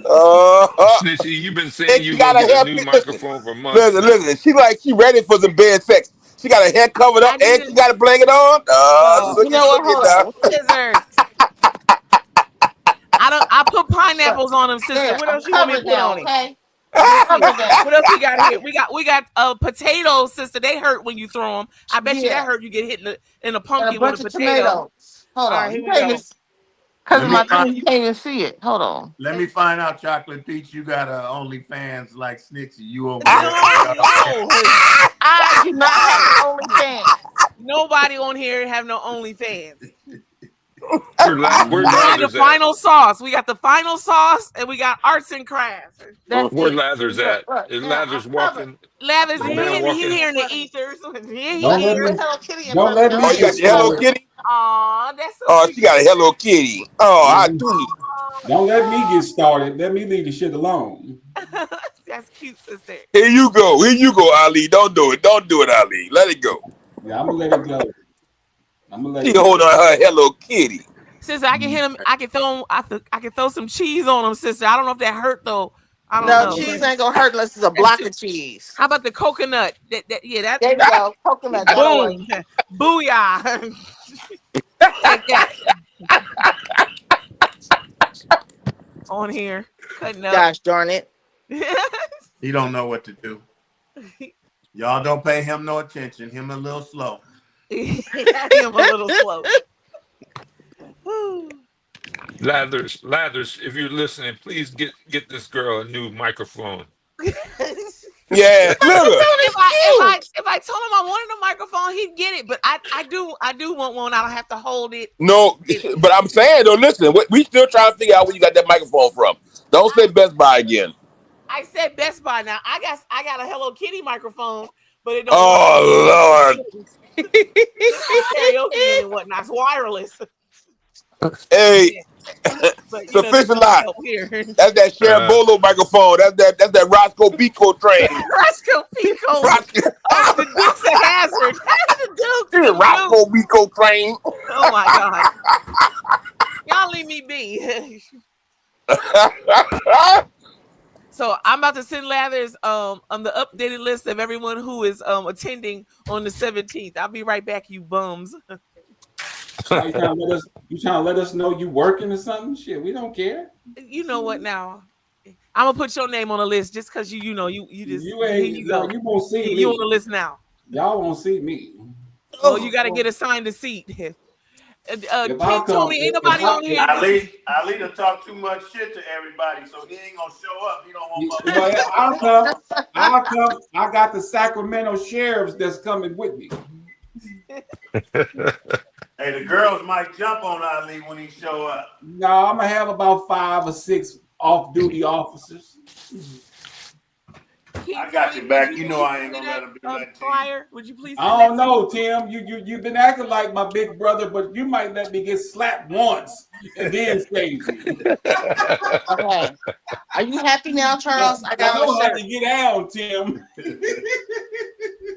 Tim, I helped him after they smacked him once. I took me a while to get to him. Wow, Julia. I couldn't imagine having the knee replaced right now. Right. Tell us how you feeling, sister. How are you healing? To our sister Delia. Was going to do some business. So I am, but I seen our sister Delia. Why you got this unplanned interview that we don't know about? Unplanned interview? I interview her like we want to see all that. Well, we do want to. Yeah, you bring your ass on up there, Tony Briggs. If Tony Briggs going, I'm gonna show up because I'm gonna have me and my big homeboy Cowboy. We gonna wear this nigga out. Yeah, come on, Tony. Bring your motherfucking ass up. Okay, real fine. Okay. Oh boy. I done got out the bed now and I'm up and I got on clothes. Happy, Charles? How many days you off? I'm off until the 8th. Whole week. So I got 2 weeks. 2 weeks off. Yeah, I had to take off from both jobs because both jobs I use the computer. Right. You better get your suit lined up for them motherfuckers. Shit. You scheduled it wrong, Chocolate Beach. You scheduled it wrong. You should have had the start of it after right after the Labor Day weekend. Then You you know had a what? few more days. What happened was I had to reschedule it because they first scheduled me in June, but because my job had the once in a lifetime opportunities of 3 grand openings back to back, I had to reschedule it for when I had it. And that was the Oh latest I yeah, could get it. yeah. He, But yeah, I'm like, that's fine because my last day at work was payday.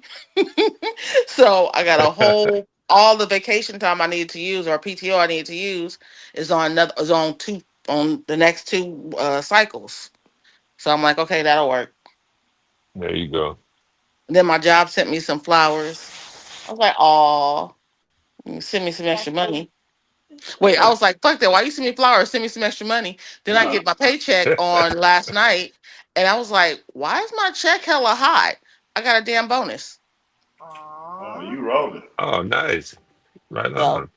They I'm just about know to. you. They just know you're gonna need some more food. That's all. Actually, I don't need more food, sir. Thank you very They much. want to make sure you eat. First of all, I made sure I went to the farmer's market the Sunday before my surgery, and I got hella fruit. I I got me bet. a bunch of pear. I spent like the fruit was $5 a pound, and I spent $35. So it don't matter what you get, huh? It's just $5 a pound. Right. So if you got the plums, Right. the peaches, the nectarines, whatever, it was $5 a pound. Only thing that was different price was the oranges. Uh, Yeah, so I had enough because I figured I won't be able to use utensils with my right hand for that first few days. So I just got me a bunch of finger foods and some cups of soup. But now I'm tired of that shit, so I've been door dashing. Don't let them motherfuckers bring you your food no more. You go get Why? your cuz you don't. That's not healthy. It depends on where I order it from. No, I wouldn't let a motherfucker bring me shit no more. You go get your shit. I just saw a video. I couldn't Someone, drive. I understand, but Well, I just saw. goddamn it, you're gonna have to. You're gonna have to get your ass up and go get it. Or start or cook your food. Cook your food. I'm right-handed. I can't cook. You're gonna have to. You don't have to use your left hand. You're gonna have to become a southpaw cooker. Same way you learn how to wipe your ass with that left hand. That's right. Cook with it. That's right. Put that mother get a skillet and get the getting. These motherfuckers is trying to kill motherfuckers. See, they send the memos, folks. All the I rich saw this folks get the video. memo. I saw this video. This dude got multiple bags in his car, and people order certain shit. He be eating their food and putting it in a different damn bag. I saw this other video. There are roaches in his car and shit climbing all over people's bags. Man, I'm gonna get Oh my. It's bad Lord. enough you got to worry about the sanitation of the damn place, cooking your food, then alone the damn delivery person.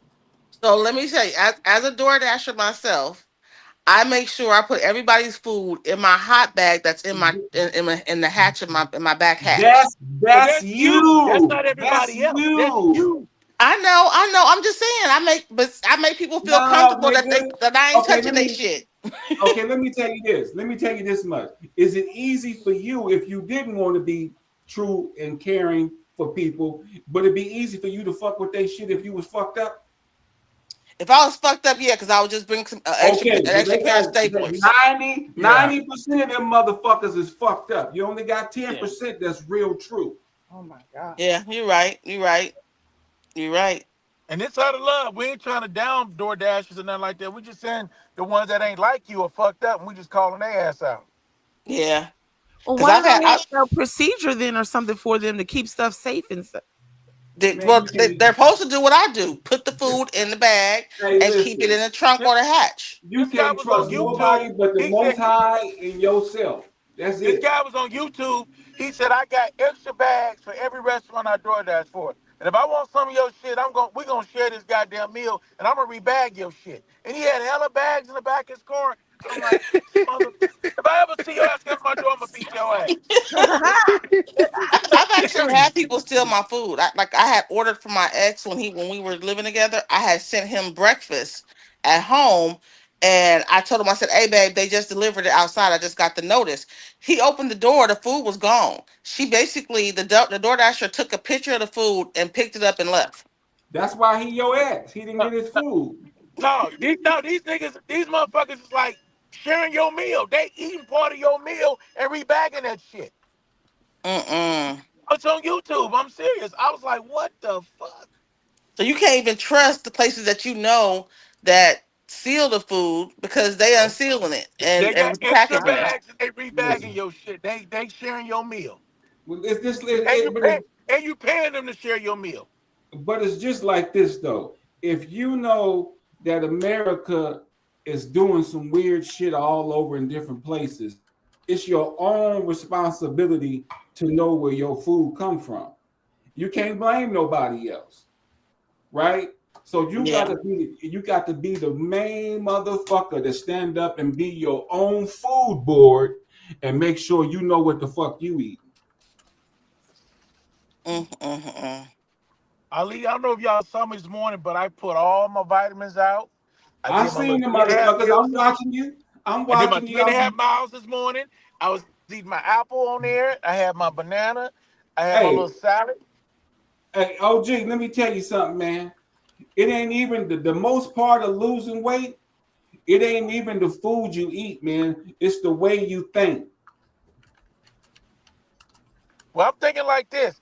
I ain't trying to leave here and leave this damn heifer and her new boyfriend all the shit I don't acquire. I'm trying to enjoy this shit, goddammit. Lord.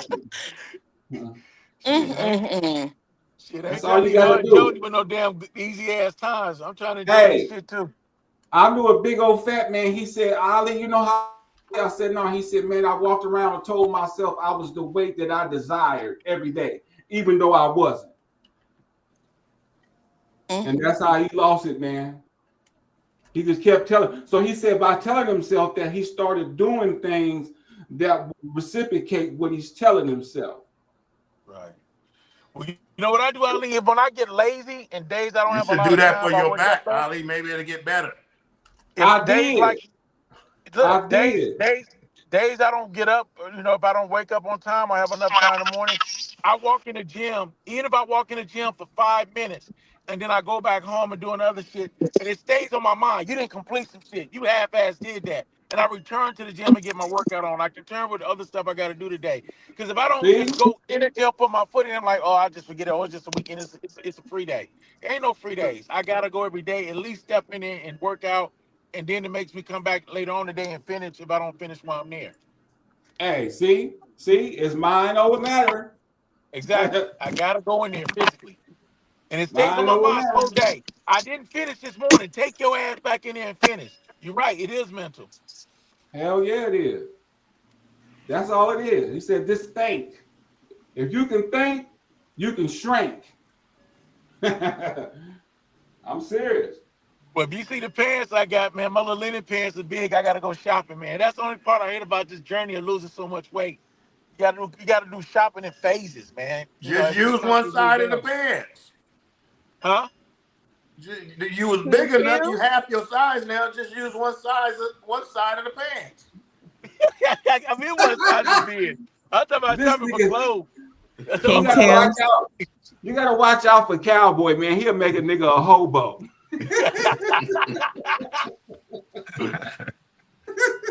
Yeah, you Mr. I'm gonna tell Strawman you in the something, bro. backyard. I still like to eat. The first time I went to a restaurant and I could sit in a booth without trying to move the motherfucking table, I was happy. I was like, I got to get even smaller than this. I mean, this is cool. That was like, yes. Because we always had to sit at a table. You got to wait so long for a table sometimes. And I can see the frustration on my family face like, damn, we can't sit in a fucking booth. Fuck. Possibly the chair at the booth. So, you know, just that's why I keep that achievement belt. And I'll keep going to put new holes in it as I constantly shrink. I keep my achievement belt. My wife like, get rid of that big ass belt. I'm like, hell no. Just keep me focused. I want to get comfortable because I ain't no time to be comfortable. I'm still on my mission and my journey, and that That's keeps me right. focused. Right. That mind is your key to everything, man. As You're long as right, that bro. mind is thinking what it's supposed to be doing, you will check yourself. and go back to it like you just story just a minute ago. I mean, just like you said, like I'm about to go help my dad do some stuff, and in case I get hungry, I got me a couple apples and my protein shake. That's all I Right. need. And my You water. prepared. You prepared because your mind thought, I'm gonna get hungry. I better have something that's healthy. Exactly. I was about to leave the house like, oh no, take your ass back in there and get your stuff, man. You don't need to pull over nowhere fast. No, you got your shit fast in the house. Get what you need and keep pushing. I'm saying this is the same shit I do because I could become any day now. But what my mind is to get up and move around and don't say well your body could get stiff. So that's what I do. I get up, man. You know, but any day, even with getting up, I could lose, you know, just on getting up. But fuck it, man. I'm gonna have to do what I gotta do until I can get this stem cell that I'm trying to get. So that's why you're usually walking throughout the show. Like we always see you moving around walking. Hell yeah, I ain't trying to stay stiff. I get stiff. I got compression in the spinal cord, in the neck, in three areas. Ouch. You understand what I'm saying? This shit ain't no joke. So, you know, I don't know. I know the Most High is carrying me, man. I know that. And that's what I do. Yeah, but shit ain't no joke. And they playing games. They're trying to get me the funds, making me wait and delay. But I'm on their heels. You can believe that. I'm on their heels. The attorneys be mad at me when I get them because I'll be on their ass too. I'm like, what you mad at me for? It's my case. I said, I got one case. You got 1 million. I got to do what I got to do for mine, bro. Look at this shirt, dude. Oh, bush your side. Look at this shirt. It's a nice looking shirt, man. New clothes. I wish that motherfucker was my size. I had that motherfucker on today. I gotta get new shirts, man. Shit hella big, bro. I can put another person up under this motherfucker. This shit is huge. But it's a nice shirt though. I mean, shit. So all I wear is t-shirts. And when you're a big dude, it's hard to find good shit, man. Most shit like you're in a bowling league, so it's hard to find nice shit. Everything got them damn stripes and shit, like you're in a bowling league. Yeah, it's a cold game, man. At least you alive though, man. That's the main thing, man. F what everybody's saying, you know, you alive. That's it. You doing great. Exactly. You doing great. I need them recipes, Ali. I need the recipes, bro. I'm serious about it. I'm gonna get with you. I got a lot of doctor's appointments and stuff I'll be going to, and I'll be forgetting and shit. To call you, man, and give you some rundowns on some things. And then school started back on Monday, so I got these cybersecurity classes, but I only got one right now. The other one come up in about a month and a half. All right. Hey, Tim, whenever y'all got stuff you want for the foundation or anything community service based, bro, we don't charge for that. We're here for the community. Let me know and we can put it through our platform, bro. And plus, you my fellow brother, the Kings of Morning, man. So, what any of y'all got something going, hit me up, man. Like Dave hit me up, and I had Jada give him a call, and they got on the show. And I also interviewed them yesterday. It was a great interview, and we bought 5 tickets to their show for Saturday, and we're giving them away to help support the Bird experience. Yeah, all we can do is support each other, man, and that's what we can. That's what we can count on, man. When we start looking for other folks that want to help us, I mean, if they do, cool, but we got to push our own shit, man. Yeah, I'm for real. Now when I had Dave Lim on the show, the guy Joe wasn't really there with us on our show. Joe tried to take my co-host. Like, hold on, man. I've been trying to get this guy to be a co-host for about 4 months. You can't take my co-host. Come on now, Joe. I'm about to kick your ass backstage. I turned Ali on it. That's like I forgot to tell you guys. We're actually in Sacramento this weekend. We're at the Hella Plant pop-ups on tonight and tomorrow, selling the barbecue sauce. Sister, can you text me where that might be? So I'm hoping to be on today for Arts and Crafts, but I like to present that as an event. Okay, sure. I'll send you the flyer. Yes, the flyer. Yeah, there you go, and I can just put it on the screen. Yeah, awesome. They're gonna be there tonight and tomorrow. You could do arts and crafts on that microphone and do something better with that damn thing than do their eyes on that damn thing. Leave her and the microphone alone, Scissors. Oh my It God. do look like a big old testicle with eyes on it. Why? That's what I need to know. Why you rusty buckets? Why y'all be looking at balls, girl? Hoagie's balls. No, it actually looks like the new little robots they have out put that it when in you the other hand. have a voice behind There it you and the go. voice controls it Squeeze and it it. like goes around. It looks like that little robot. Squeeze the eyes out, big girl. Squeeze the eyes till my eyes pop out. So, sister, what go on in a rusty bucket's mind that they see something spherical and There's a think girl nutters? And think balls. Have a ball like that live? in her hand. How they live? Walking through the Wait. Say it again. You How heard? is it that you what see I something said. that's circular and think of balls? I didn't say balls. I said walnuts. Walnuts, scissors. No. You went. Listen. No. I said walnut. No. You gotta stop for a minute. The reason why I said walnuts, got to see a line in it, right? So it's like something that cracks open. I seen the line around the black thing. So they all think called black walnuts. I don't know about no black walnut. Well, look, you playing with me right now? Are you? Go look it up. Right go look it up. It's called black walnuts. I'm about to look you up real quick. If I go and look up black walnuts and nutters fall out, we're gonna have a problem. We're gonna have a whole problem. I'm about to get on here right now. Go look up black walnut. Okay, it better be the kind that grow from the tree and whatnot. Well, he came from a tree and he had growth. Wow. King Chief. Wow. Well, happy Friday to you, King Chief. One moment, please. I'll be on your line in just a moment. Yes, ma'am. I'll tell y'all how y'all could kill that. Just block her ass like I did. Ain't nobody done nothing to be blocked. Hey, I'm just saying, but I didn't say balls. I didn't say nothing about no balls. Nicole, if you need a new microphone, let me know, man. We'll sponsor you tonight. I would like a new microphone. All you gotta do Miss is Rudolph. Miss Rudolph, get her another ball. Miss Rudolph, please, can you do something about the microphone? So, okay, then, I'll be on your line in one moment. Yeah, we'll look that up. We'll get you one like I got off of Amazon. It's only like $40. I like to see you got before you get rid of that one. I like to see you encode 2 balls.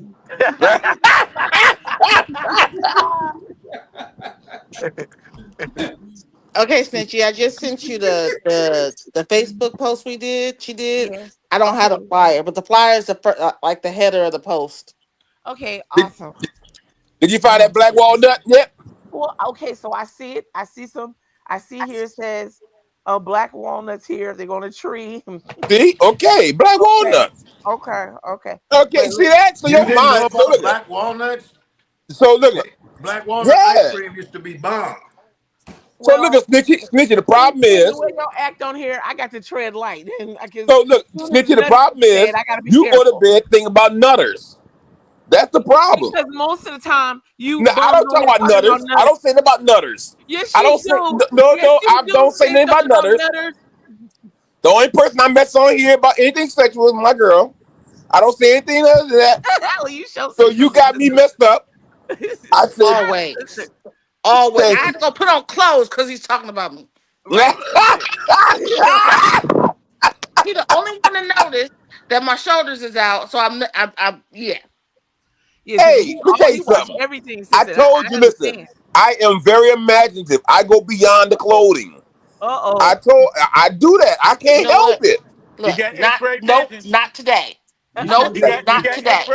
Pull it down a little bit. Look right there. You let the little cleavage come out a little bit, you know. Don't be coming here with your Southern Baptist skirt on. I don't need that. Getting naked on here. Deductions. Last time they had my moon. Getting hot in here. Take off that shirt, Nicole. No. It needs some air. We had enough naked Howard in here to last us a lifetime. We don't see nothing else, half nothing. Let me see you stand up. I'm traumatized. You couldn't hold Why him you up. traumatized? Ali, you couldn't hold him up with that bad back anyway. Cowboy. Step in the back. I don't hold him up, Cowboy. I lay him down.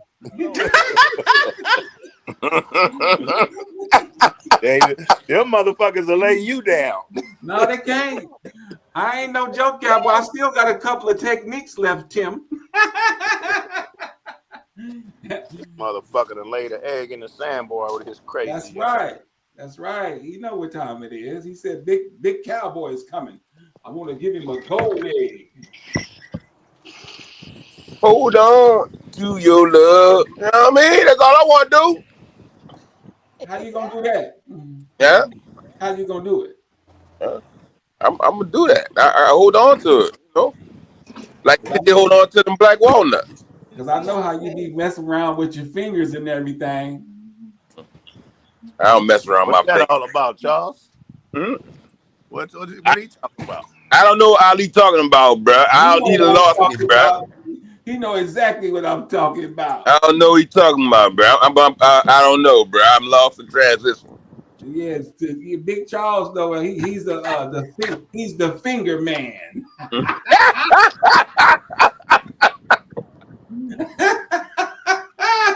Yeah, I'm the finger man.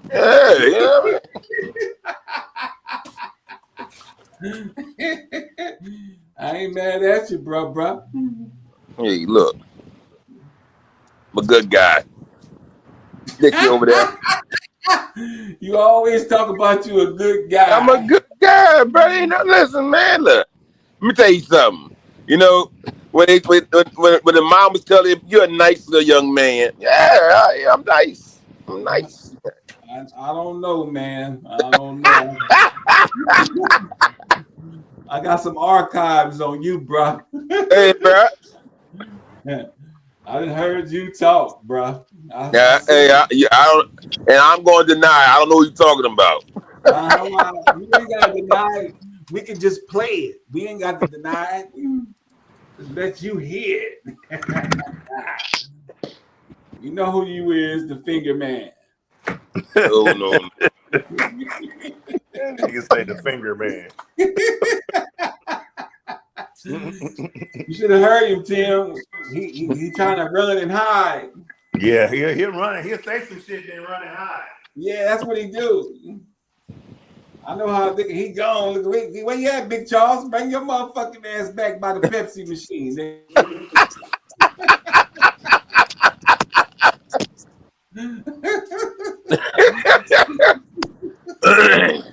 Where you at? The one-man bar?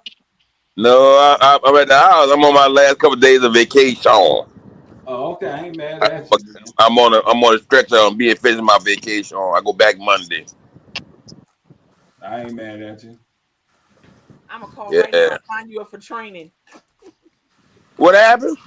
I'm calling the job right now and say they forgot to sign you up for a full day of training. Oh no, that's all right. As soon as you get back on Monday. They called me one day. I said, look, don't call me. I ain't no supervisor no more. Don't call me off the job. I'm not a supervisor. Don't call me. That's what I told them. They said, Ali, we want to promote you to supervisor. I said, no, I'm good. You don't want the supervisor. It comes with more money. Don't you want to make more money? I said, nope. They was like, what? I was like, I don't want all that responsibility motherfuckers calling me. Y'all expecting something else out of me. Shit. Fuck that. I'm doing good with the money you're giving me. I take all the supervisor jobs. I know you would. You be firing. Cowboy be firing motherfuckers. Goddamn right. Get the fuck out of here. You don't want to do the Fuck job. out of here. I like my check, motherfucker. If you don't work, I don't get my check. So get the fuck out of here. I believe you, King Tim. I don't get paid. Damn right. Hell yeah. Tim, I get believe their ass up out of there. King Tim had him at the campsite, and he was going around letting them know they better not leave a speck of trash when they get out of here. You better pack all this up out of here. Boy, he was cracking the whip, and they was getting in line. It was like, yes, sir. I know they was. I had a motherfucker tell me they sent a motherfucker to my job. He was a steward and the dude he was cool with somebody at the hall, and they sent this motherfucker out. He just got out of jail. That's understandable. But after a week, this motherfucker ain't doing nothing, and he always running to the bathroom. Man, I fired that motherfucker. And you're not supposed to be able to fire a steward. The motherfucking BA came out on the job and say, "Hey, I sent that guy out here. You can't fire him." I say, "You write his motherfucking checks? You don't sign his motherfucking checks." I said, "I put his motherfucking time in, and the motherfucker ain't cutting it, so he gotta go. Excuse me, I got work to do." Oh, we done with that. Tell me who the fuck I can fire. I bet he stayed fired. Oh, he's done. I gave him his check. Yeah. Got him up out of there. That's one thing I like about the union. You get a motherfucker their money. They'll write a check right now. I call the office. Hey, look, how many hours this motherfucker got? Can you send somebody with his check? Because after the day, he ain't coming back. That's what they did to me.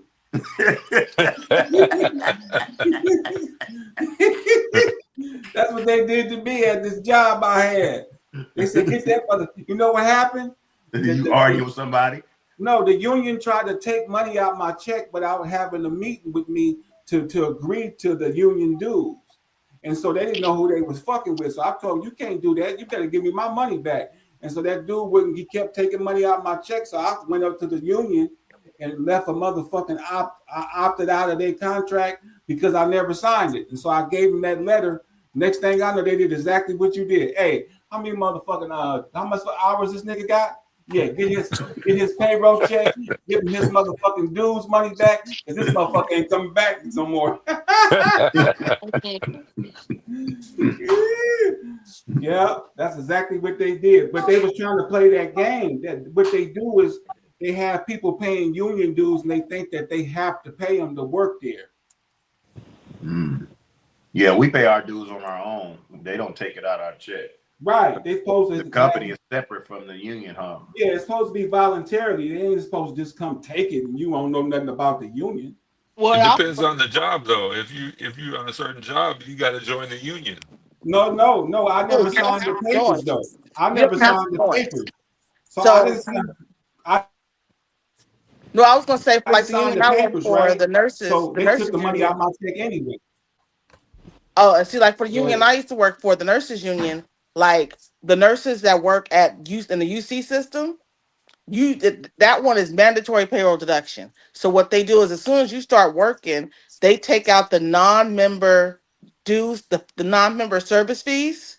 Right. And then when you sign the membership application, they up it to the membership dues. But Right. it's like automatic payroll deduction. It just depends on the type of union and what type of contract they have. No, Because like listen. with that union, every hospital around here that we're a union of, we negotiate with them in the contract to take dues out the paycheck, but the person has to sign a form saying they want the dues. Now, Right. if someone decides that they don't want to be a part of a part of the dues, a part of about paying a member, they still have to pay service fees. Or they sit there and they'll say that they have a religious objection to paying. So what they're supposed to do is pay the amount that they would pay in service fees to a charity and then send the union the receipts showing that they paid it to the charity. Well, you can opt out of all of that, all together.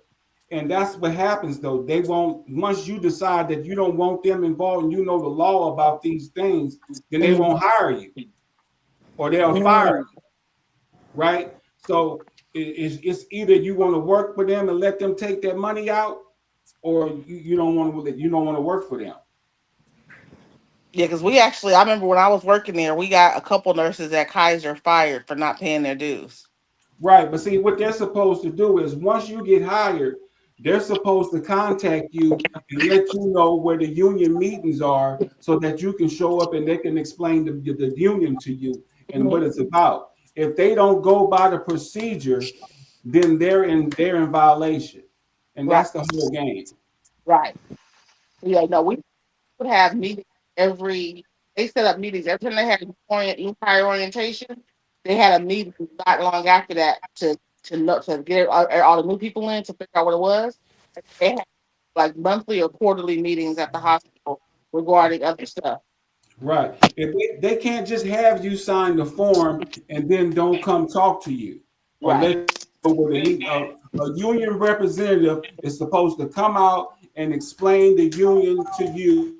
And if they don't do that, then you know they in cahoots with the owner of the business. They're politically in cahoots with each other. They do it all the time. And a lot of people just think that's the way it is, but it's not. So when you become the whistleblower, they blow your ass up out the job. But yeah, Well, my other job as a bus driver, you got to join the union when you get the job. You don't have a choice. You don't have a choice. Yeah, but you do But got a choice. that's a public entity though. Well, yeah, but they have to come and talk to you about this union before you sign up. They can't just make you sign something without the representative coming to talk to you. If they do that, they're in the wrong. Yes.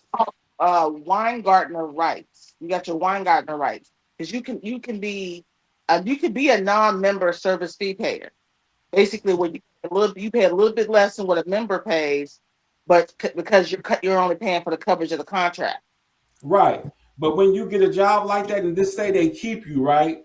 Mm-hmm. They be having these supervisors walking around mad at you and want to give you certain type of jobs or certain type of things because they mad you found out how not to pay dues and they've been paying for years. So they looking at you like, who the hell you think you are, right? And so that's when it becomes a problem with the union members inside the workplace. But people really should just mind their business. You know, it's like the record business. If you don't know how to keep your publishing and your writers, you don't know nothing about it before you do a song and you go and sign some paperwork, that's on you if you didn't find out. So you got to be the J King and come and tell these unions, nah, motherfucker, you didn't send no representative out here. You can't take my money. And if you do, I'm going to send you an opt-out letter. You better give me my money back. Mm-hmm. You know, and but you're taking a chance on losing the job, though. Right.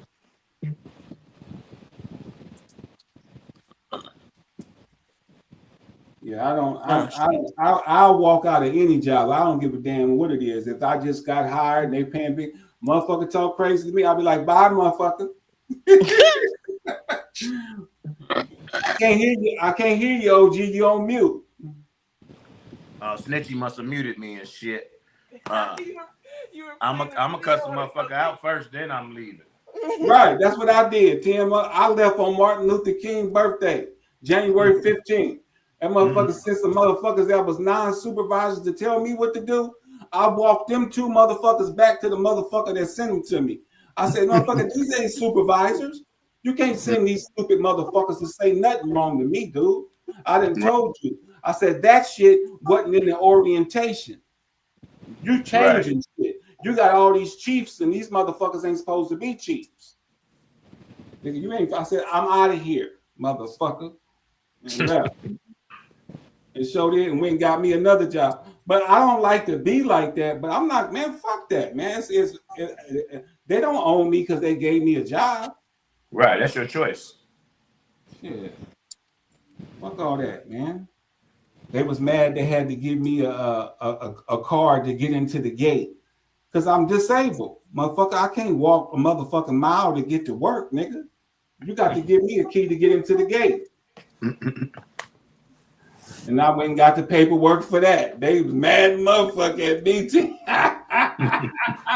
Hey, Tim, I pull right up in the front where everybody, clock in. I pull up, get out, got my handicap, bingo, walk right on in. Motherfuckers been trying to get a card to the gate. For 2 years, they've been working there. So they side-eyeing me and shit. Mad. I don't like this. That's why I said, fuck it, man. I just stay. I got my own business, but I be trying to make a little money on the side, too. I ain't, but all I can get. I want it all. Goddamn right. But I can't do it all now because my neck is all fucked up. Yeah. Now, I can't do it all, man. I got to rely on the SSA department. And, You know, all these punk motherfuckers. Yeah, the disability is a motherfucker. Yeah, man, you can go in there with your head chopped off, and they say, no, denied. He can still see. I didn't have a problem though, because my records, when my doctor sent the records to Social Security disability, just the way that shit was rolled up, the damage I had, I didn't have no fight. They gave me my shit immediately. Well, yeah, that's because you had a good attorney. He didn't wait and let SSA go find the records themselves. He sent the records that they needed to see. And that's the difference between a good attorney and an attorney that's trying to get an appeal so that he can make more money on your claim instead, because he don't want you to get paid right away, most attorneys. Yeah. Because they don't get that much. But you had a good attorney, man. Yeah. He wasn't bullshitting. He wanted to hurry up and get you yours, and he can get his. And go on. you know, the couple thing, I went 3 years without, let's see, was it 3 years? 2 years without getting disability because I didn't know, and I still had my moving company going. And then somebody was like, you getting disability? I was like, no, I can get that shit. And they was like, yeah. And I missed 2 years of that shit.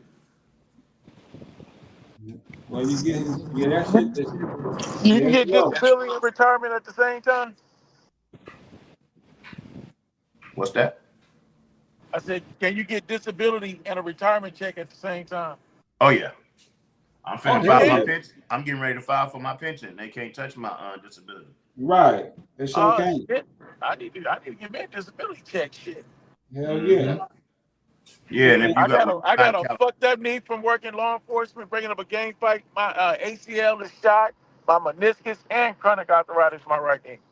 Oh, you supposed to be got that. Yeah, you gotta get them documentations from the doctor. Matter of fact, they gave me a disability retirement from it, but I didn't know I could apply for disability as well. Well, make sure it's up to date though. Go back and get an up to date one. It's permanent. It's permanent. Oh, okay. They said unless I get a full knee replacement, it's permanent. Yeah, mine permanent too. Hey, look, I get free fishing license every year. I don't pay for my fishing license. Damn. I get close valet parking with my my placard. That's right. I got the disability tags on my truck. My motherfucking tags is about $150, $200 cheaper now because I got the license plate, disability plates. Right. There's some benefits to the shit. Oh yeah, it's a whole bunch of them. Can I get it for being mentally ill? Yeah. Yeah, that's a disability. Yeah. You can get you a crazy check. They been getting hey, crazy. I'll be your payee. Yeah. They send you about $3,500. I'll send you $5. Keep the 30. Keep the. Yeah. We'll split it, Ali. Shit. And we'll just have him move in with us. We'll take care of him and feed him. Yeah, he can eat fresh chicken over here. Yeah, we gonna beef you right on up, man. I can use that free fishing license. Oh yeah. Them Oh, motherfuckers yeah. high now with the extra pole and shit. You paying $100-something. Oh yeah. Yeah, you can get a lot of shit. Disability in California, you get a lot of good shit. I could live off this disability in another country. Yeah. You know what I'm saying? And you'll be rich than a motherfucker too in another country with that disability. Here I can't. If it wasn't for my wife, I couldn't live off this disability. Not here. No, you'd have to have got a big lump sum, give you a big start. If they're gonna drop you off 200,000, boom, and then pay you every month after that, you can make it then. I'm still waiting on my lawsuit. I'm probably not gonna get that till next year. But I ain't in no rush shit. Shit, but just stay on them shit, man. Stay on. I got trial set for January 26th, I think. 26. No, June. Hey, is disability is that under Social Security or a different? Yeah, SSA. Yeah, Social Security Administration. It's SSDI and it's SSI. You know, SSI is a program for people that can't work and can't do much no more, So they'll give them that as a program. It's almost like the county. But what if they kick? Huh? What if they kick you off for and say that they overpaid you? No, they won't. They'll just give you time to pay it back, or they'll take it out your check. Out the check. And take it out your check. Yeah, they'll take it out your check. So they'll tell you was overpaid. So for the next 3 months, we're gonna take $300-400 out your check. Right. They can't just cut you off. No, they won't cut you off. If it was a mistake.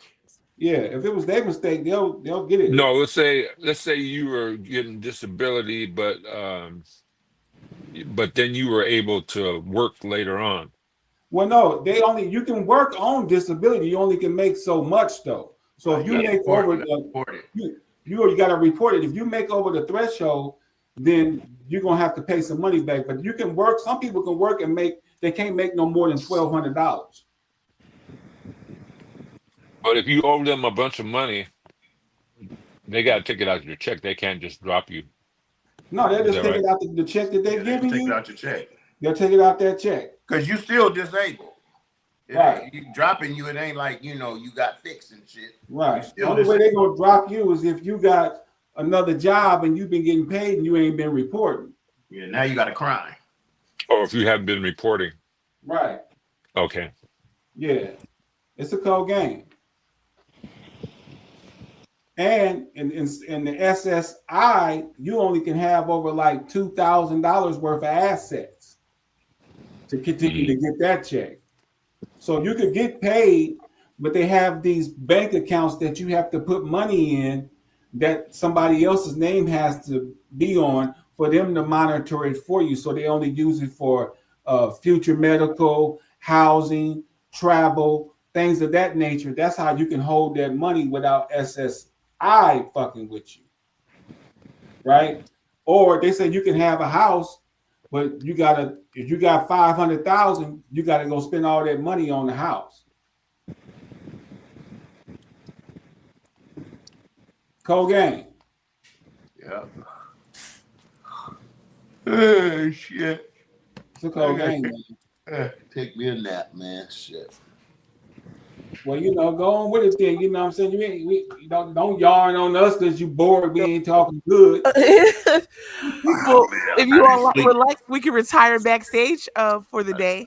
I didn't sleep much, so. That nigga Tim just said, "Fuck us," and y'all niggas getting on my nerves. That would happen to old men. That would happen to old men. I'm telling you. Man, I have to take naps now, man. Shit, I am an old man. Shit. Ain't nothing wrong with a nap though. Them motherfucker feel good. 1 hour, hour and a half. I like to take a nap and then wake up right before it get dark. And I be walking outside. I'll be like, "Oh, I'm alive." It's a different feeling, man. Yeah. Well, y'all go ahead, man. I'm finna get out of here too, man. I gotta go take these meds and get this free massage they gonna give me. All right, we're gonna get that happy ending. Oh Lord. Well, do y'all want to say something to the wonderful? So since we're getting out of here. I think it said a happy ending. Wish anybody a happy weekend, happy Memorial Day weekend. We wishing you a happy ending, Snitchy Poo, at your on your OnlyFans page. No. It will be arts and crafts though. It looked like Chocolate Peach. Chocolate Peach must have had to go back to her OnlyFans. She got off and shit. She interrupted that money. She getting her rest. She healing. She on the mends. All them roses she was getting. Well, love y'all. All right, everybody. Have a great weekend. We're signing off here from Kings in the Morning. It's 11:11. Hour of power. It's 11:11. 11:11. Have a good one. See y'all Monday. All right. All right. Monkey Vato, knock it off. There's no OnlyFans page. Don't worry. I'm gonna get you don't know nothing. You ain't know nothing. I see you, Uncle Jay Taylor. Our brother Graham Cracker tonight. Honeycomb Hideout begins at 5 California time. Nobody want to watch that motherfucker. He got a whole screen. Who want to watch a screen for 2 hours? It's listening to the music, yes. The nigga need to be visible on the side of the screen. Send him a note and see how he feels about Told that. that nigga before he started the show. All right. Well, we'll have to Sit give up here time to watching trans. this Don't give nigga- up before the miracle. Watching this nigga with a screen for 2 hours. Oh my God. Music is great though. This is video. This is video recording, not audio. Well, he's from the blog talk era, so that's his comfort zone. Put my foot up in Johnny's ass cheeks. Wow. So we're in the stream right now.